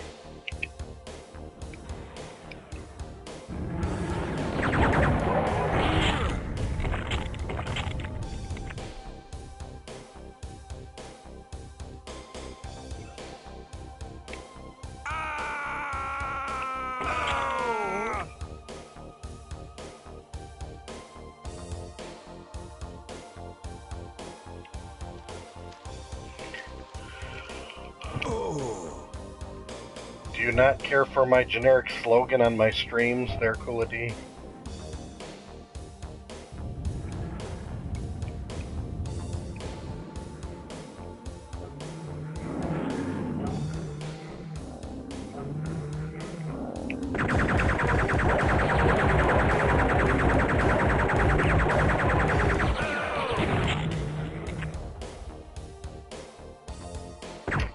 Gotta love one RPG. Yeah, piece of cake. Yeah, piece of cake. Alright, well, we got a yellow key to show for ourselves here.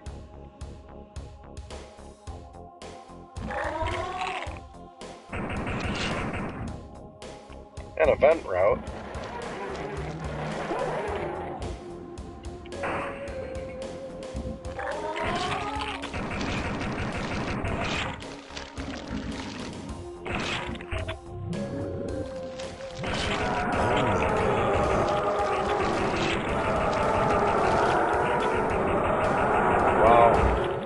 Not enough ammo for all this kind of action. Groovy.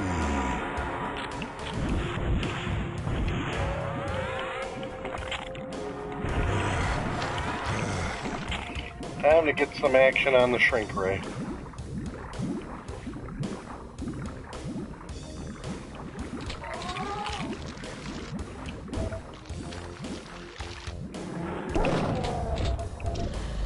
I'm gonna get medieval on your asses. Well, need a key. No, we ain't got.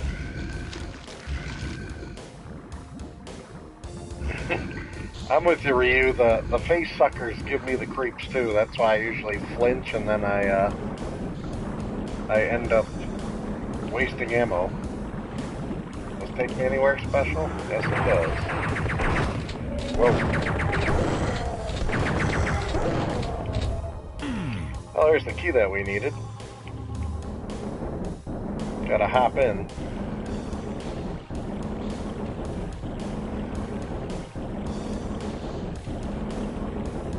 Milo's? I can't say I've ever had Milo's. Have you had Taco John's? That's the question. Taco Bell's big competition, that's not really out in my area.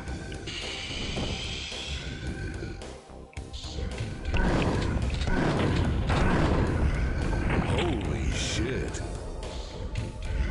How much more sucking it down is this guy gonna do? Holy cow.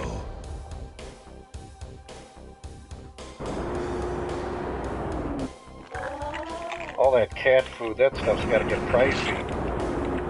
So do you just buy Friskies for all your cats? Is that the recommended blend?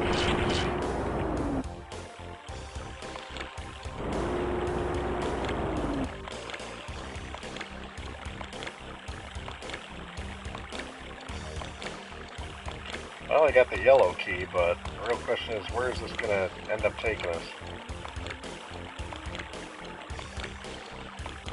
So much water to drink.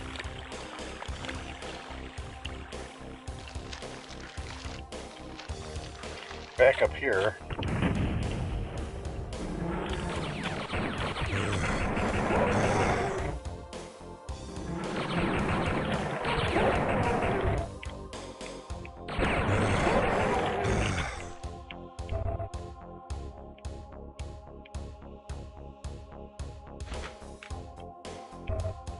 Definitely needed that armor. Who wants some? Laser trip bombs. I fully get their use in multiplayer, but single player, not so much. The heck? Where the heck are these guys coming from? Wow.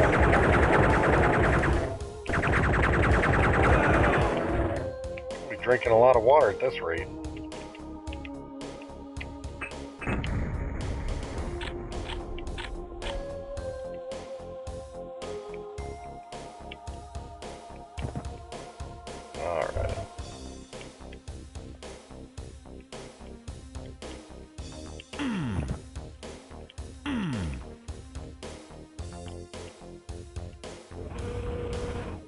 If that'd be an ultimate death battle, they should do Doom Guy versus Duke Nukem. Who would win in that fight?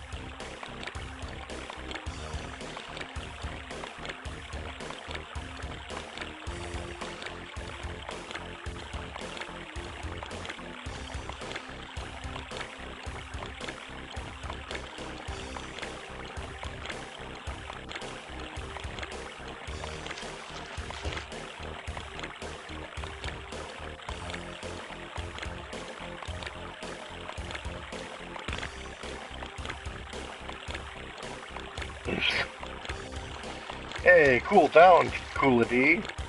Cool out. Starting to be like SideQuest Gamer with your language here.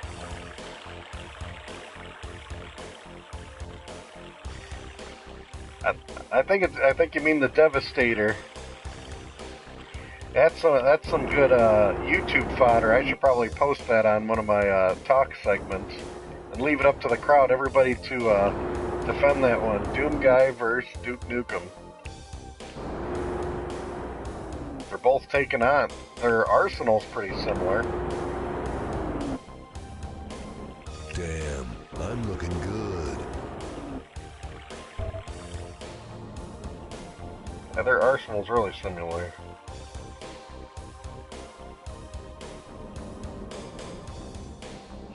I can't say I've ever seen that place in Hot Now.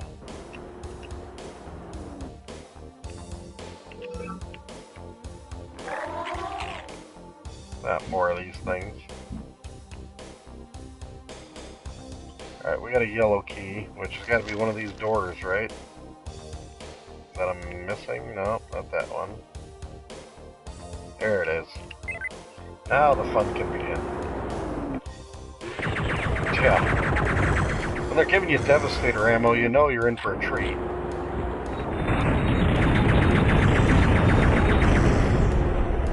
Yeah, use up all the Devastator ammo.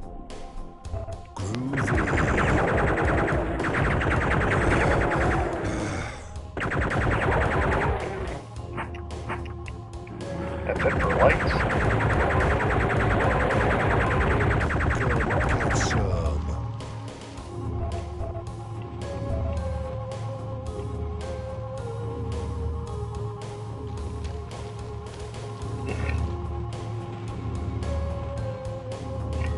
So do you get Meow Mix or Friskies? That's the other thing to put up there.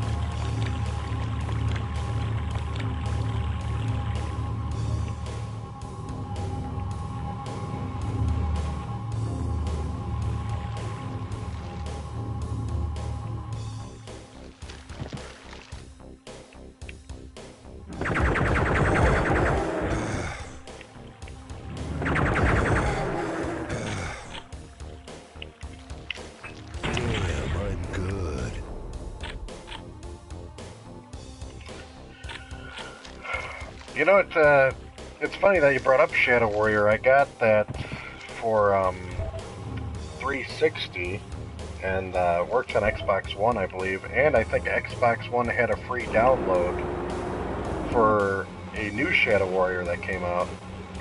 But if I'm going to do Xbox One, I'd end up having to Twitch that.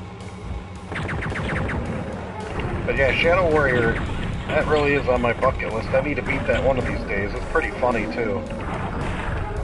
It's basically a ninja-themed Duke Nukem, from what I remember. Cool. I'm gonna get medieval on your asses.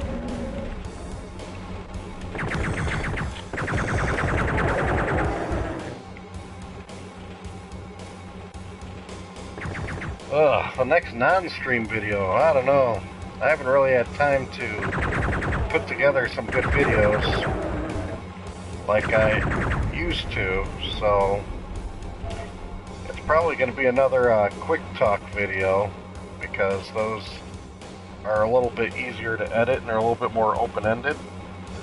So I think it'd be a quick talk, but I have been meaning to do another review video of a game, a quick view.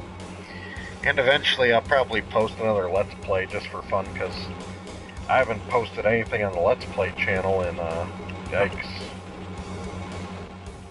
for the Let's Play area for like 2 years or something. Oh, I guess I'm supposed to be blowing that up.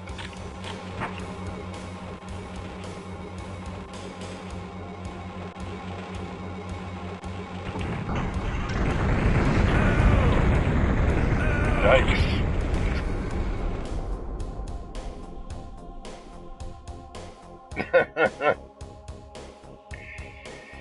Yeah, I'm not a big fan of being a quitter of turning off games like that, but that would be a funny topic. There are certain games I'd say with my age now that I'd just be like, yeah, I'm not dealing with this, you know. I don't have the same hellbent tolerance I used to.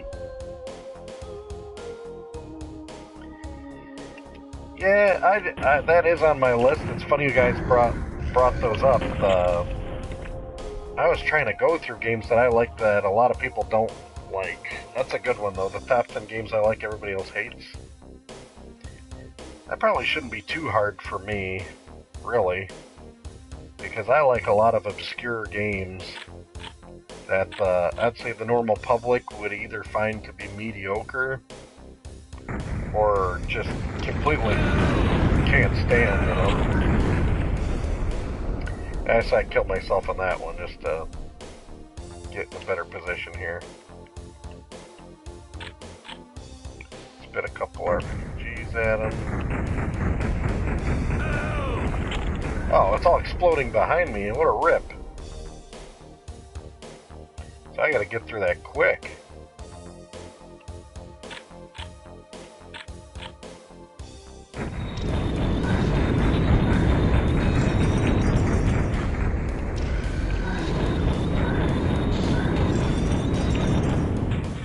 Freeze it up. Will the explosion leave any goodies? Usually they'd leave some kind of goodies or something.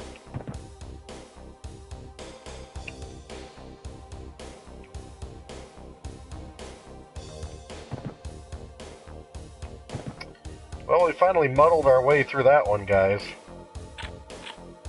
How many more levels are in this episode? That's the question. Gonna rip 'em a new one.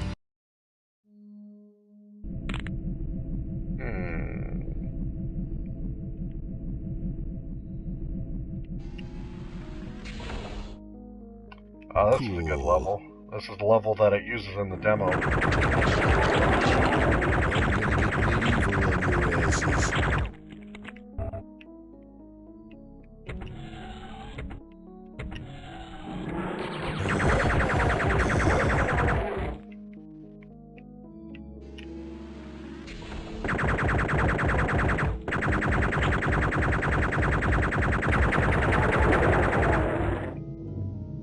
Oh yeah, I forgot to even hit the button for the enhanced mode.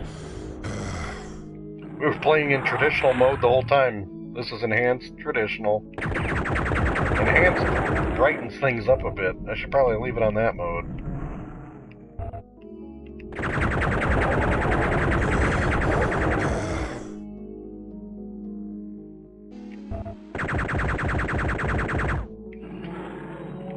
Defender of the Crown. That one sounds pretty, interesting.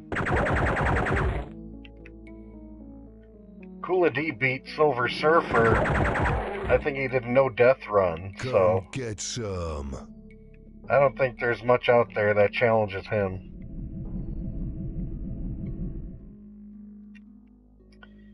You're a big Bubsy fan, you know. I've never really given Bubsy the college try. Cool. It's a mediocre platformer from what I get, but, you know...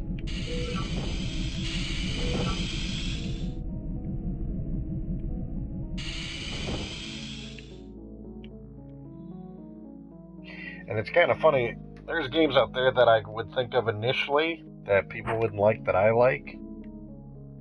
But I think nowadays, there's not as many people that dislike it as I thought they would. Like, for an example, I know a lot of people don't like the 32X version of Doom, but it's Doom, so it's kind of hard to hate.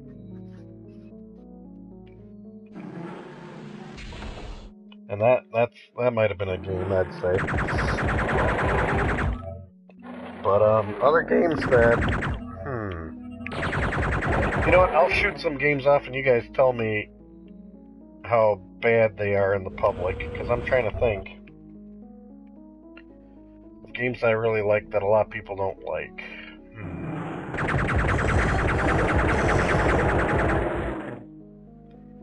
I mean...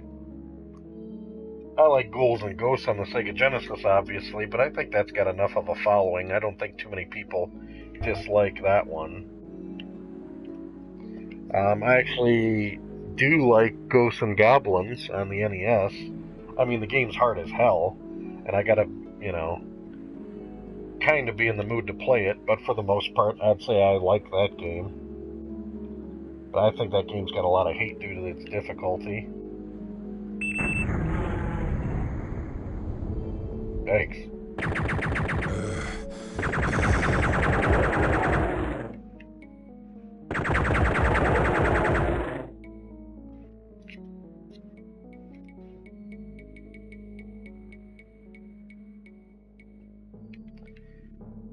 I have not done the challenge mode of Sonic 3. Yeah, that's the thing. Capcom games, even the ones that are hard as hell, they usually have really good music and graphics, so it keeps you coming back for more. I'm gonna get medieval on your asses. Yeah, I gotta think of like straight up games that I actually enjoy. I mean, I wouldn't say I know I've done the video on it in the past, but Friday the 13th for the NES, to be honest, I actually don't mind Friday the 13th for the NES ever since me and Eric did that game night video, and we kind of figured out the patterns and the way to approach it. Hey, what's going on, Newest Gaming? Yeah, I'm all out of gum, buddy.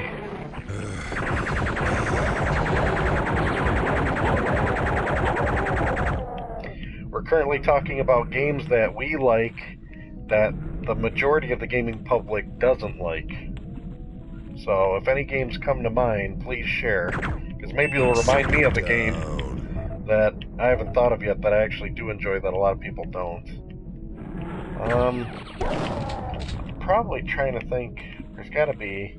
Oh, you know what's a game that doesn't have a lot of like that I enjoy a lot is Kid Chameleon on the Sega Genesis. a lot of people call it pretty mediocre, and I guess people don't say it's bad or hate it, but it doesn't get much praise or any, from what I can tell. Kid Chameleon's a big one. Blood. I think Blood's got enough of a following to not be hated by anybody. Blood's an excellent game. That's another one that really needs a console port just for the convenience. I'd love it if they had released Blood on the PS4, kind of like they did this game with the enhancements, where you kind of just hit a button. It's like original mode, and then enhanced mode. Oh yeah. Yeah, I really love how they did this Duke Nukem Anniversary Edition. They really did it right with all this stuff. They did an excellent job of having it in the new mode, the old mode, the rewind feature. It's such a pleasure to play. And I'm so happy that they did do a physical release for it. But from what I understand, and I was just noticing when I was buying physical releases, because I originally got it for the Xbox One. When it came out the physical release, I started hunting for it on the PS4, and it actually was kind of hard to come by, at least in all the local resale shops and GameStops. None of them had it. And I eventually found a copy for cheap, and I picked it up. But the guy at GameStop gave me the impression that it had a low print run, like they didn't print a whole lot of them. He said that his store is pretty big, and he usually gets a large amount. And they only shipped him like seven of them. And it's like, yep, that's all you get, 7 of them.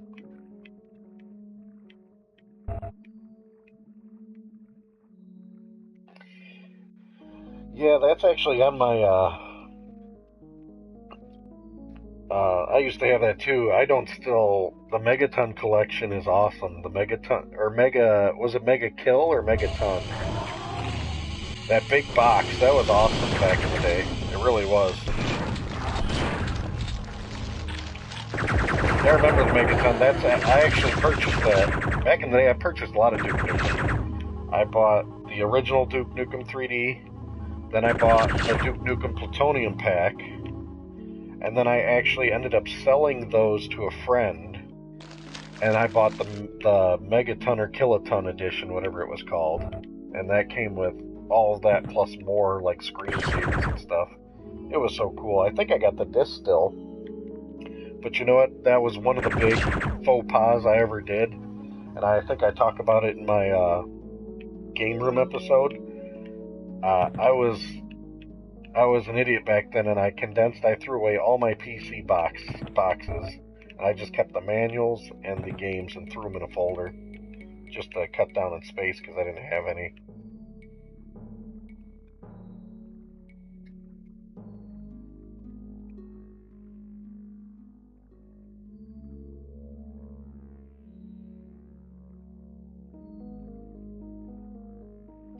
Yeah, you know what? That's a good one. I say that I actually don't mind Duke Nukem Forever. I did play and beat it, and it was probably my nostalgia that was keeping me going through the game, because you know, it was a game that I remember following in magazines for years, and finally being able to play it so much years later, I didn't even care. And that was the whole thing. I don't think Duke Nukem Forever got a fair shake, because it really was like a game that should have been released so much sooner, and it just came out at such an awkward time that it was like, man, FPS games have evolved so much before that game came out. It really stood out like a sore thumb when it came out to the general public. But I loved me some Duke back then. It's just a damn shame that all had to last that long. Okay, I don't get where I'm going in this level now. What am I doing wrong? There's nothing down here.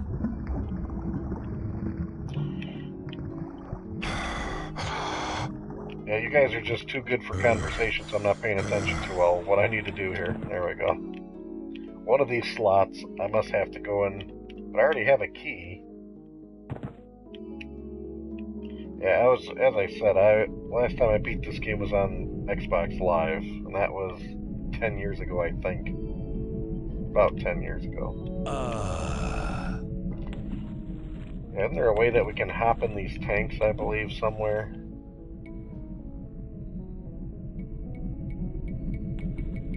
Yeah, something like that. Well, I guess follow the trail of monsters. You always know where to go when it's the monsters here. I got a key. I will say, Duke Nukem and Doom, man, when you size them up against each other, I mean, the games themselves, at the end of the day, I still would probably pick Doom. But Duke Nukem would certainly be a close second to Doom for me. But earlier we were talking about who'd win in a fight, Duke Nukem or Doom guy. And you know, it's just so funny thinking about that. Because, I mean, people may be biased in that opinion because, you know, how much they enjoy the game, and it's so hard to do a fair shake on the actual weapons that they got.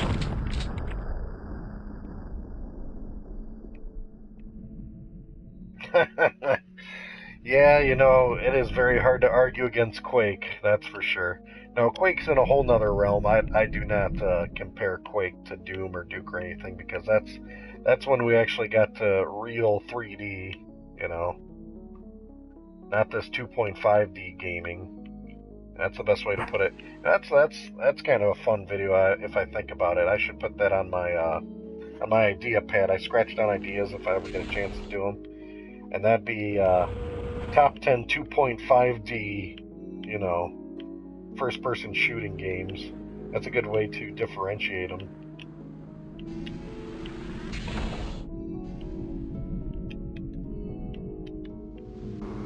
Okay, we did that one. How the hell do I back up? Oh.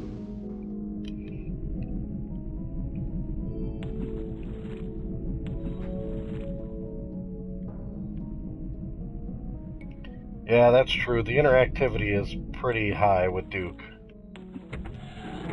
I mean, the other thing to compare is people might go by the personality and humor. I mean, it depends what you're looking for, because in Doom, if you're looking for hellspawn and some, you know, some really immersive environments, I mean, Doom really was cutting edge for the time for that. There we go.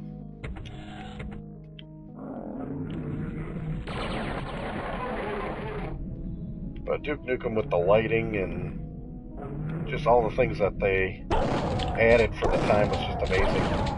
I remember being so fascinated just being able to play with like pool balls and stuff. Just those simple little things compared to Doom at the time, because in Doom you're pretty much hitting switches, killing monsters, and opening up doors with keys. That's about it. Duke Nukem added that whole other layer to it.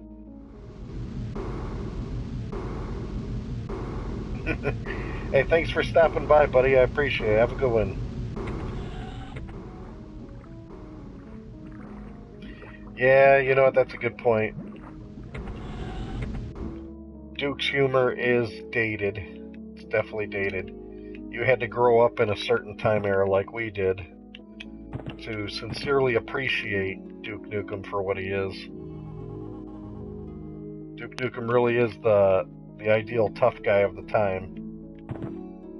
All wrapped up in one package here. Which I am just confused as hell of where we go in this level now. I got a blue key and no blue door I think I've ever seen throughout all this. And it's probably in some obvious spot that I've ran past a dozen times. Like it's in a nook somewhere. Let's look at this. Well, you got him waiting for you. That's good to know.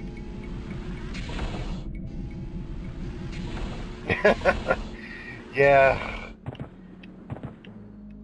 it definitely shows my age, especially when I stream, and then you get a lot of other younger generation stopping by and then pretty much calling me out. No, this isn't a new episode. This is just the second episode. I haven't gotten to the new episode yet. My goal is to stream each episode. I streamed the first one a while back, and then I was just in a Duke Nukem mode today. So I said, you know what? Let's go back and revisit it and do this episode next. This is still original, but what's nice about this one is you can hit the button and go from original and then to this. Actually, I'm leaving it on the newer version just for the change of pace. And honestly, the lighting is much better, and I can't stand it when the lighting's just a pain in the butt to deal with.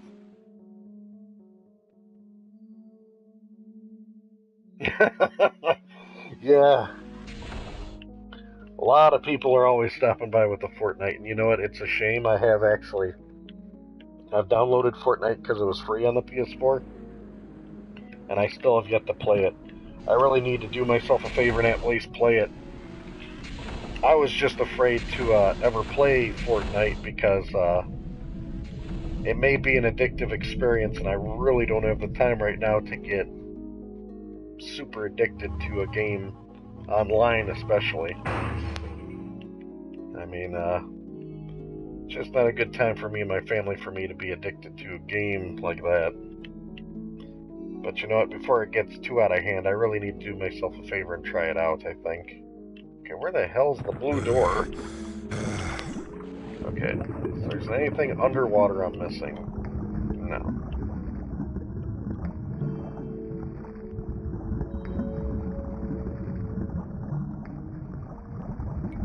Ah. I think you clarified it for me. Waiting 20 minutes to be killed from a distance don't sound that great, huh?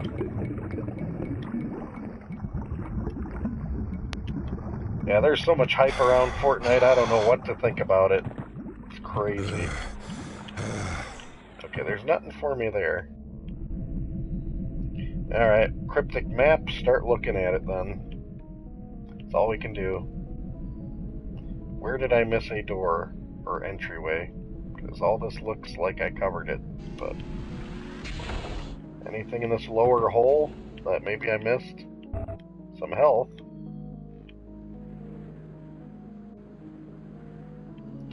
Quake Champions, eh?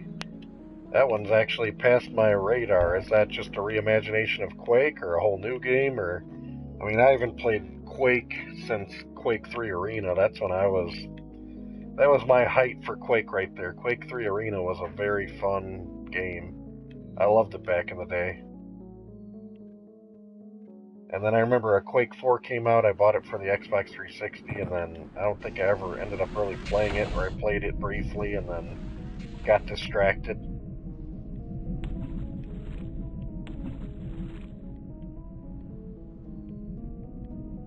Oh, man.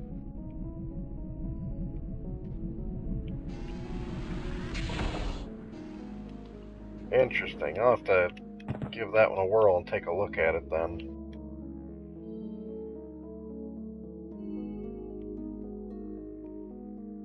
Okay. Yeah, I don't remember a lot of people saying how great Quake 4 was, and I just remember playing it and it just felt like a generic shooter of the time when I was playing it briefly, and I just said no thanks. I'll stick with my Doom 3 that I was probably playing at the time. Yeah, Doom 3 was a unique experience, but the new Doom of 2016 really did Doom correctly, man. It did it justice.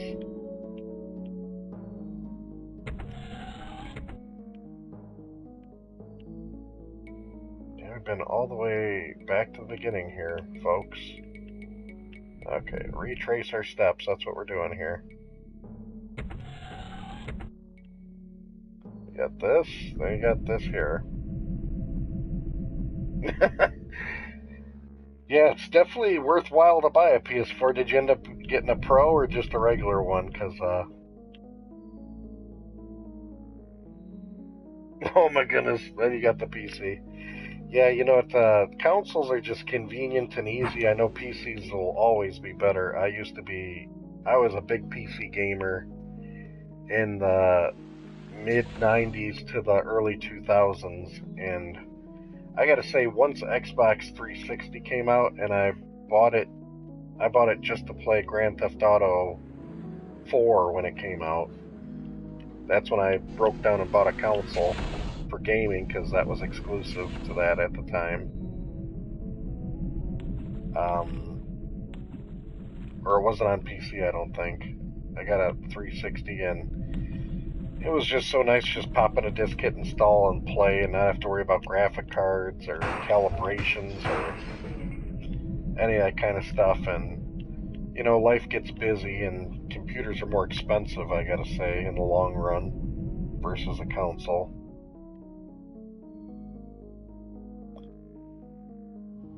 And I could compensate pretty well with the controller. Oh yeah, that Doom 1 and 2 are the only way I'll play on consoles with the Xbox Live Arcade.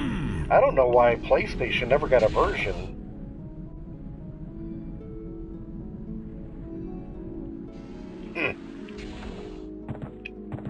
Well, I'm finding a whole bunch of stuff that I'm missing, but never where the hell the blue door is. About ready to Google this at this rate. I mean, it makes no sense. If I'm in this gap here, there's got to be something related to this room. But this says it's all dead ends. There's no key thing.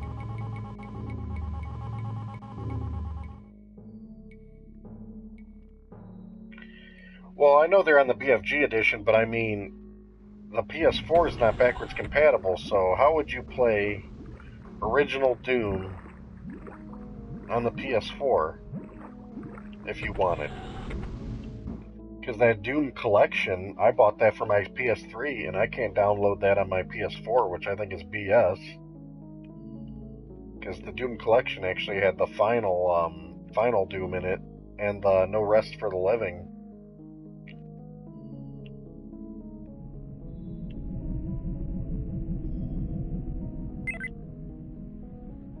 Dang, man. Okay, where the heck is that guy at? I'm not seeing. There it is. Wow. I zipped right past it, look. Shows me where the key is. Where I kept passing. Duh. Okie dokie. That's why you look at the cameras in this game. They all have a purpose, guys. Yep. I had a feeling it was over there, I just never saw it the whole time. That's crazy.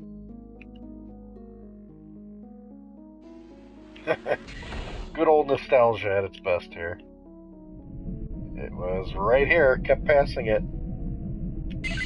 Good old 90s at its best. That's it? That's all it opens.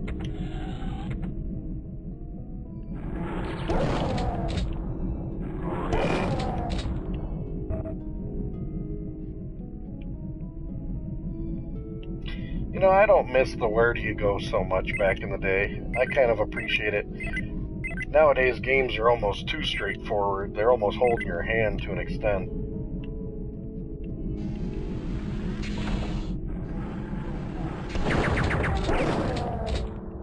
There we go.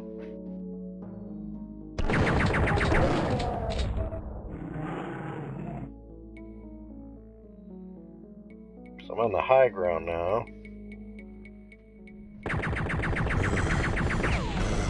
Ah, it's in the center of this. That's where it's at. Now I get it. That's how it all connects, but this is just showing me this stuff.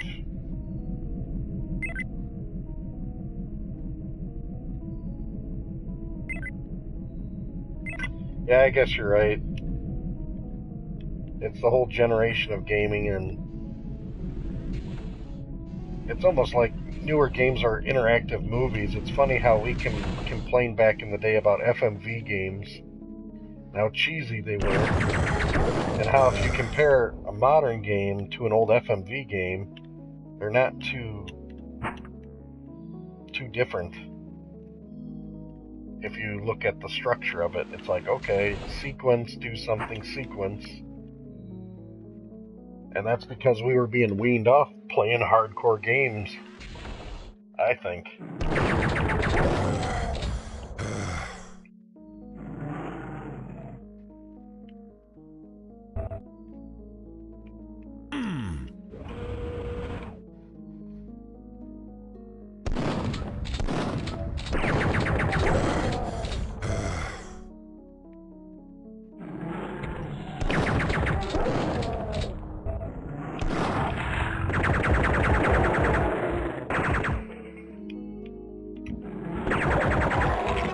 Gotta love the grapes.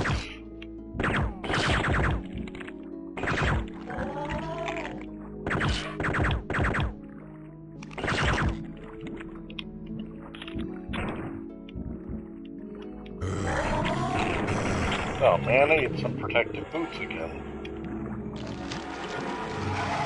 Great.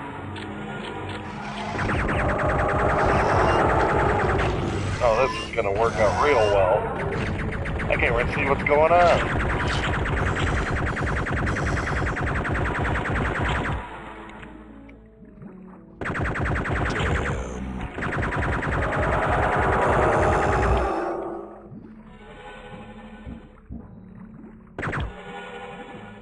I think we're gonna need our trusty jetpack to bail us out like usual.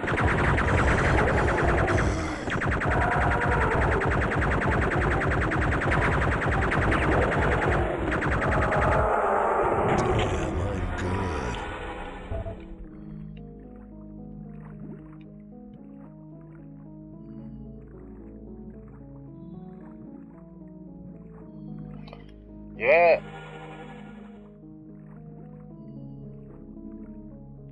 That is a good point.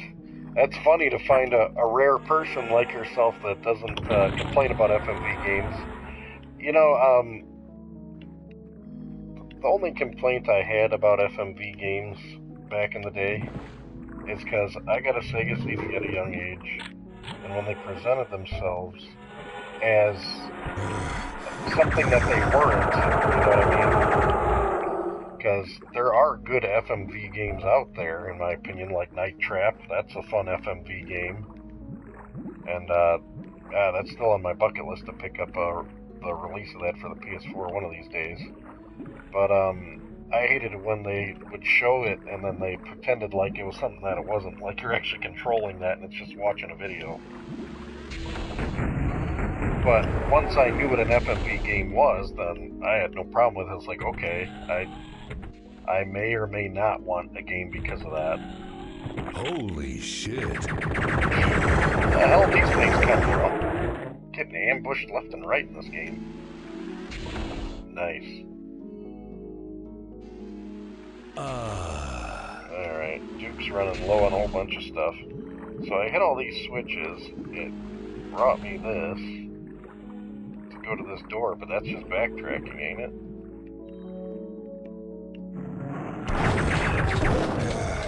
Wow, I got snagged bad on that. Yeah. We're gonna have to rewind that for a little bit of health we're gonna need, because he hit me hard at that one spot. There we go. Oops, I didn't rewind far enough.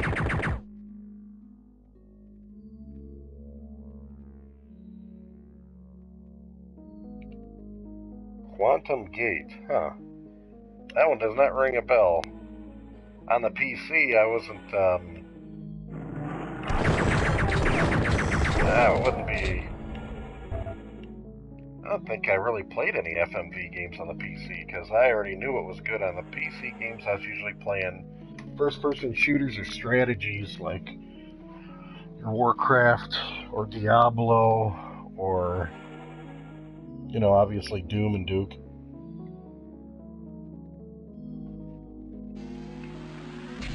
That's kind of interesting if you think about it. That's almost a video idea for what it's worth now that I'm thinking about it.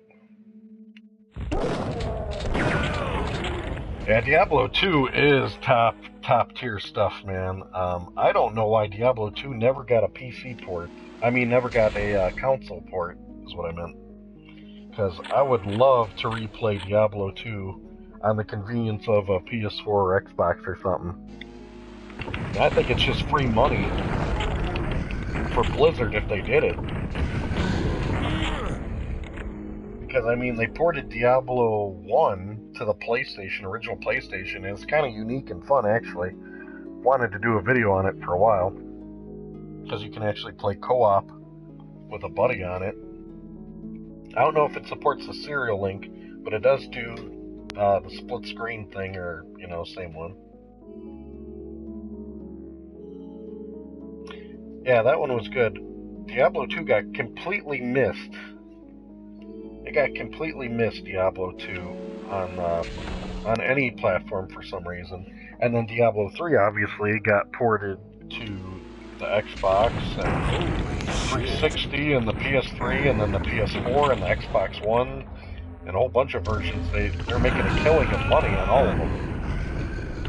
I'm gonna put the smack dab on your ass. I don't know, did we pass an anniversary at all, or an opportunity that they actually could do a Diablo 2 and they missed it?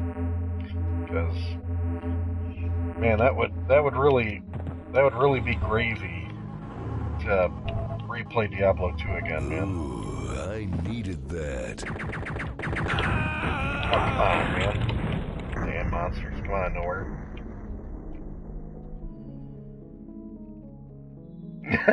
Exactly. Warcraft 2 is on the PlayStation, you're right, and they even put StarCraft on the N64, which was a horrendous port. Yeah, I actually live streamed StarCraft 64 a long time ago for fun, and yeah, fun is the loose word of that, because it was not that fun, especially when you're used to playing on the computer, the PC version. Yikes.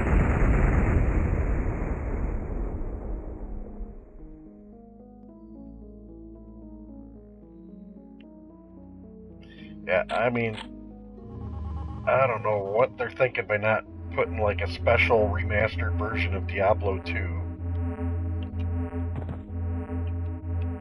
in something. If they did a special version of Diablo 2, I would be all over it like a bad rash, man.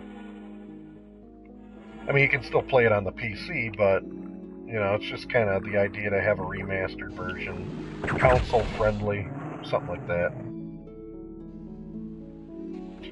Why is StarCraft 64 that damn expensive? That's crazy. What part of the world are you in, my friend? Because I didn't think it's that expensive around here, is it? I picked up all my N64 games a long time ago, real cheap.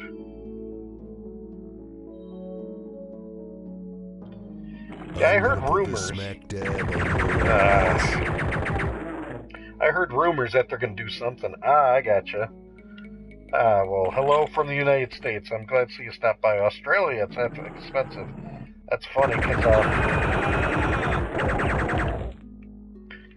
I do know a few people from Australia, and I'm gonna have to mention that to them, because they never said that to me. But then again, there's not many times, StarCraft 64 ever comes up in a conversation, so that might be why. Oh, awesome, and we got Chile. We got all the great worlds around here.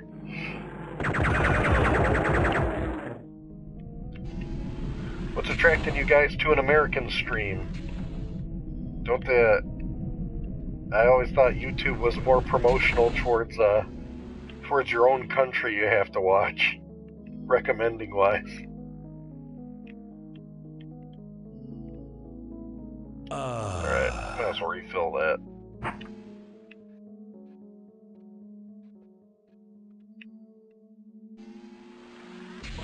There we go. Now this is still back to this. I'm backtracking the wrong way.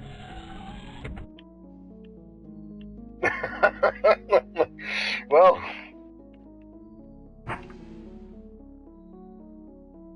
really?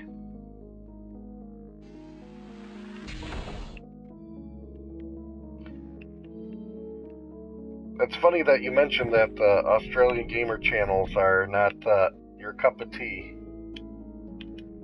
I've seen a few of them. They're not too shabby, but I get what you're saying. I think they all have different flavors, all the different country channels, and it's like you really have to focus on who your audience is and what you want to talk about. And me, I'm just a boring old American, just BSing and reminiscing in my nostalgic ways.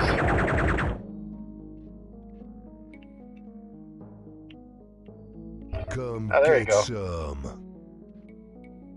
Yeah, Ryu will give you a whole bunch of good Americana history.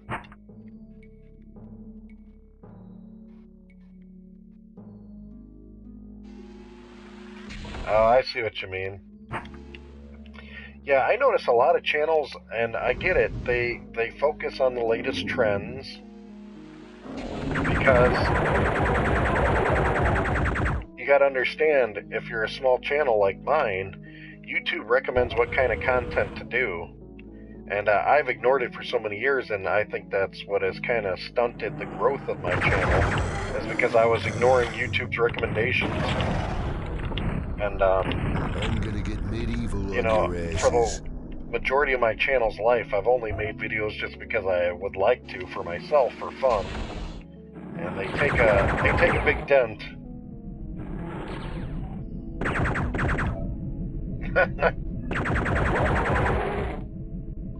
Yeah, you know what, the AVGN was great and all, but he never really inspired me to do content creation. I mean, I enjoyed his channel, and, I mean, still nowadays to an extent I do. I only watch when he posts. I notice nowadays it's a lot of Mike Matei stuff, not that I got anything against him, but, it just isn't, you know, the same quality content.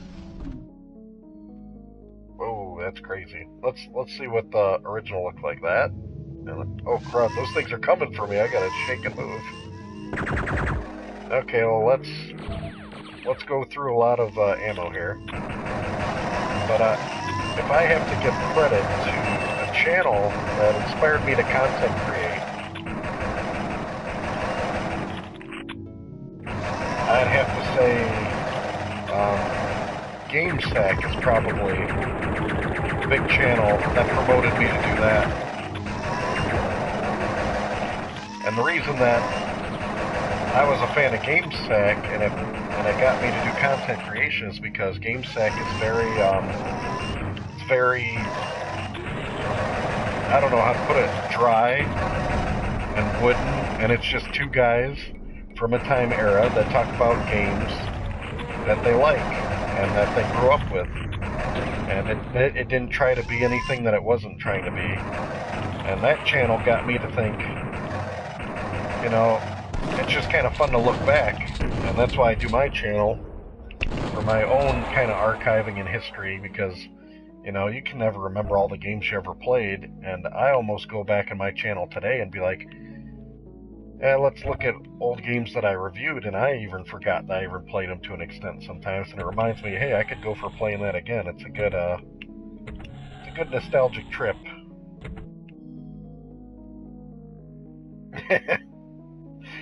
So yeah, everybody can appreciate some GameSack. They're a great vanilla channel for retro goodness. They don't try to be anything more than what they are, and I appreciate them for that.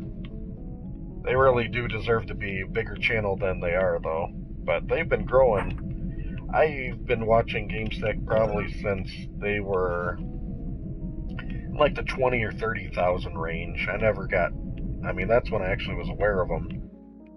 Oh, yikes, that was a fall.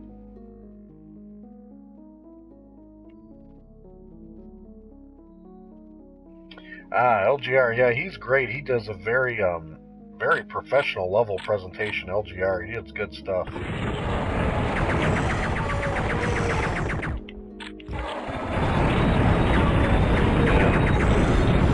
He definitely comes from a time era I can relate to, LGR. Most of the stuff he covers I can really relate to, but I will say he's more PC game influence, which isn't a bad thing, but he knows. I mean, he covers a lot of PC games that I wish I would have known about back in the day. But they're fun to watch what he covers now. See what I missed out on.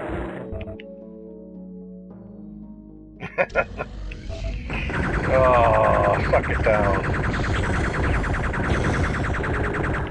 Cool. Alright, what do we got here? Some more action. I'm gonna get medieval on your asses. Always makes me think of medieval times when he says that. Oh, great.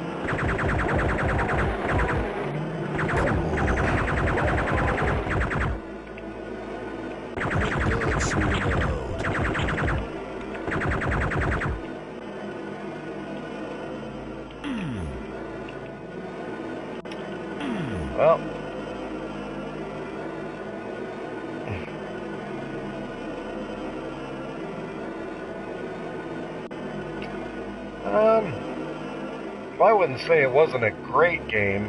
I think Duke Nukem Forever, if it was released, what, 10 years earlier, it probably would have got much more positive reception. I think the genre seriously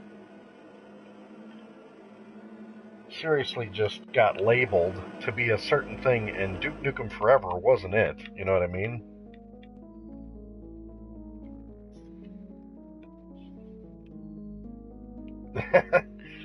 Thanks, I appreciate it. Always welcome. More the merrier for the team here, especially for the stream crowd.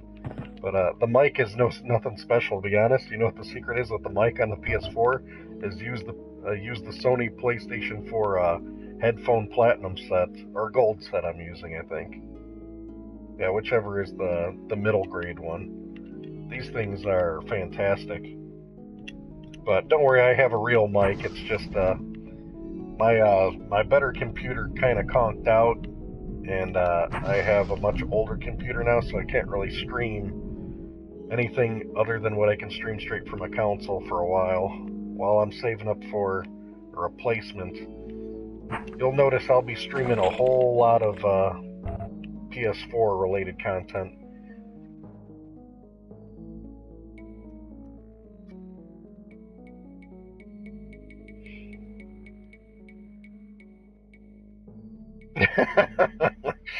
That's a good way to put it. This is AM KL5 AM 246 radio, and today's topic is Duke Nukem. Remember that game from 1997, kids?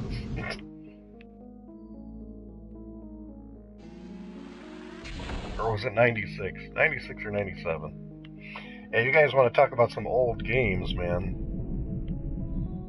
Let's talk about some Heretic. That is another game that I am upset that never got a port to a console that I'd love to play, just for the convenience factor. I know I can play it on my, my PC still. I mean, it runs fine. But damn. What am I missing out on? I should have found something else in that big-ass room, shouldn't I?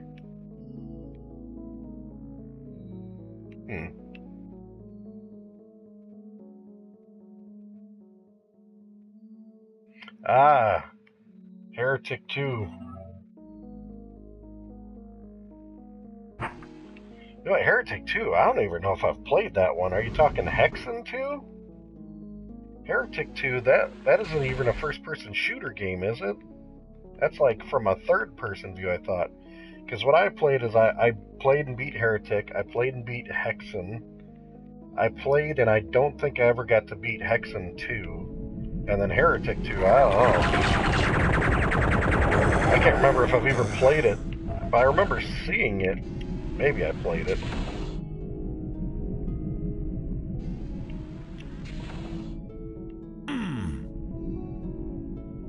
Yeah, all these cryptic-ass games from back in the day are fantastic.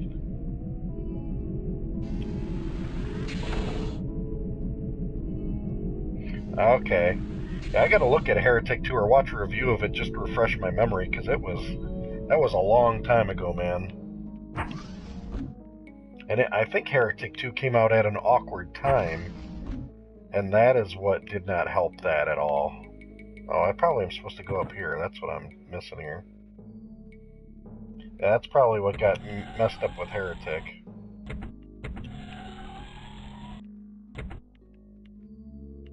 Yeah, I went and I did all this.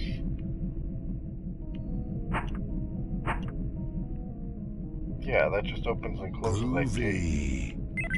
Right, so that's open.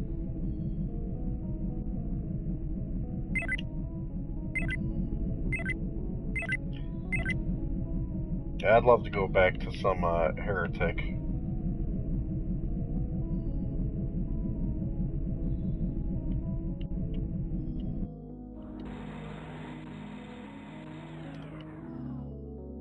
Okay, so that just opens up this crack, which we already went through.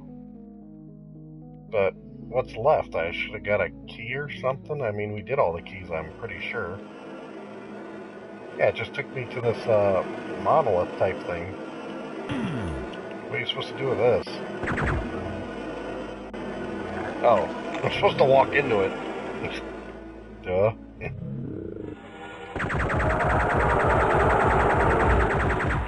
Great. Just loving these guys. At least it didn't default to an RPG. Ah.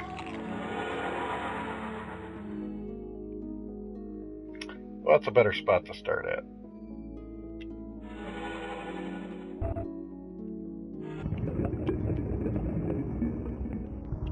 Yeah, why get fancy?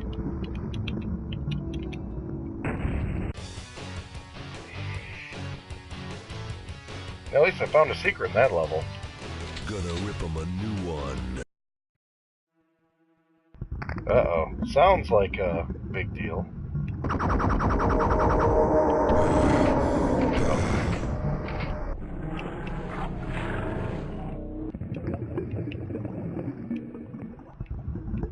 Groovy. Yeah. Heretic. Oops. Heretic and Blood would have definitely been awesome ports. It's like they should have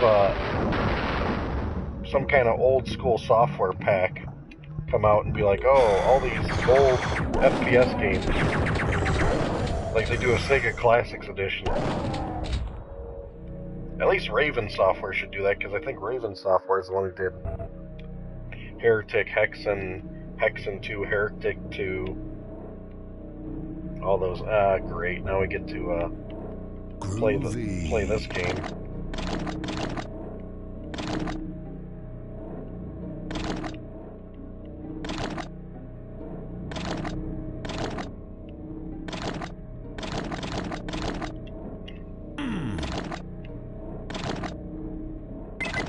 There we go. Whatever that does. Huh. You know our friend here. Yikes. And he still didn't die. Oh man, we gotta redo this. We gotta redo this. Oh yeah, Shadow Warrior. I keep on forgetting that one. Shadow Warrior was definitely, it was, like I said, it was a Japanese Duke Nukem, like Ninja Duke Nukem. Cannot go wrong with that. Here, let's go back to when we open that door. Let's throw this over there to him. Get the hell out of here.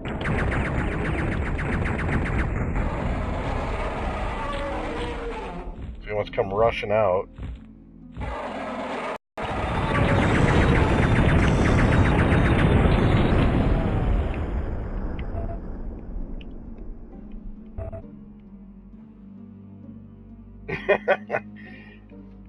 Who wants some wang?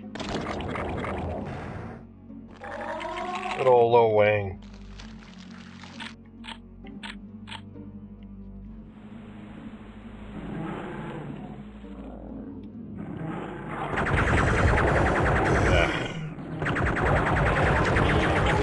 Man, you need the right firepower for that situation, which I didn't have.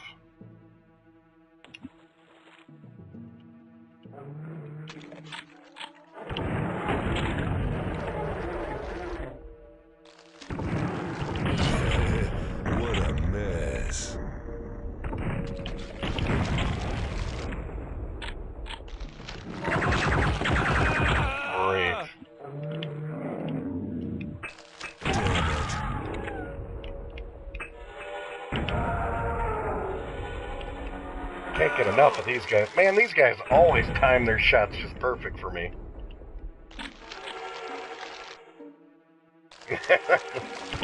That's the best way to look at it. We're not old, we're just veterans, that's all. Just veterans of the game genre.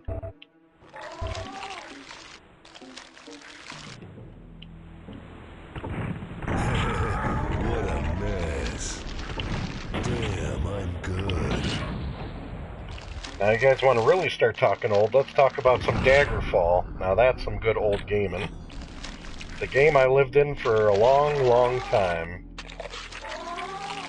Daggerfall tied me over until I got my Ultima Online account, and then I really got absorbed.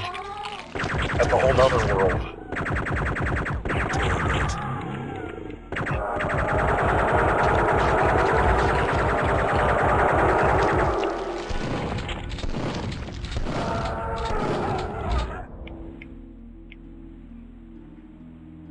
Oh, hell yeah, an HD remake of that? That'd be a beautiful thing. You never played an Elder Scroll game, wow. Well, you can't go wrong with Skyrim, a lot of people say, but I honestly say that I like the controls and graphics of Skyrim the best, obviously, because it's the newest. But I will say the story of Skyrim is not my favorite. I actually think Oblivion was much cooler, because you had like Hell's Gates that you had to go around and close.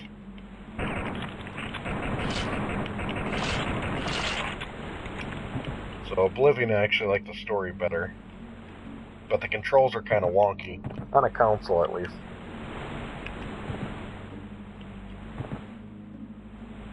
Yeah, Oblivion, that one fried my Xbox 360. It red ringed, and I was so hell-bent in a hurry, I actually bought another one while the other one was getting repaired, because it was a used discount one at GameStop for a price I couldn't refuse.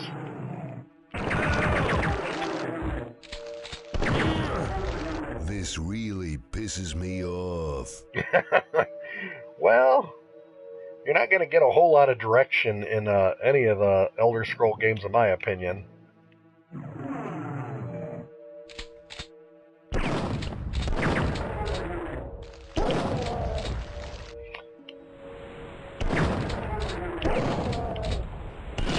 But I think I see what you're talking about. I think it was more open-ended on Oblivion, where on Skyrim they kind of walked you through a little bit more to get the ball rolling. Yeah, Oblivion was pretty open because they're just like, yep, there's Hell's Gates, and you got to go close all 50 of them, and you just kind of do that and run into missions. Yeah, that's true. I will say Skyrim did have have more of a focus, so then you had an idea of what the hell to do. But you know what? I came from Daggerfall, so that if you want a directionless game, play some Daggerfall. Which is not a bad thing. It was just amazing. There was so much going on, and it was like, wow. You can literally do whatever you want in that game, and I think to this date, Daggerfall is still considered the largest game in the whole series. Still, for how many towns you can go to and everything, it's just ginormous. Daggerfall is a big fish of a game.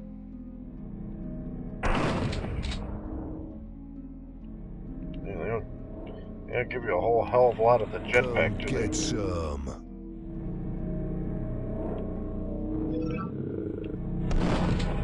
Yeah, I think you'd rather just fall. Oh. Yeah, just fall.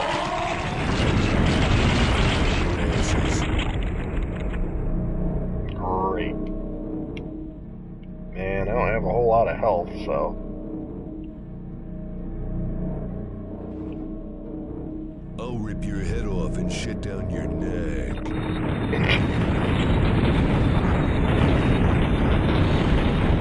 That's one thing you can count on with Duke Nukem. He always does what he says he's gonna do. Very reliable fellow. And this is a little light of a weapon to be using. Hopefully we got enough ammo for it. I don't think that even does anything to him. What else do we got? Some freeze? We might be able to freeze him.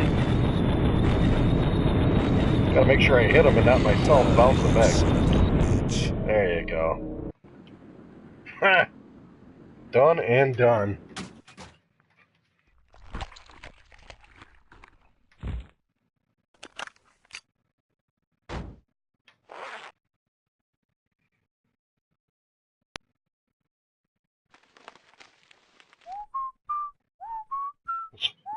Yeah, I was losing it in junior high with this, you know.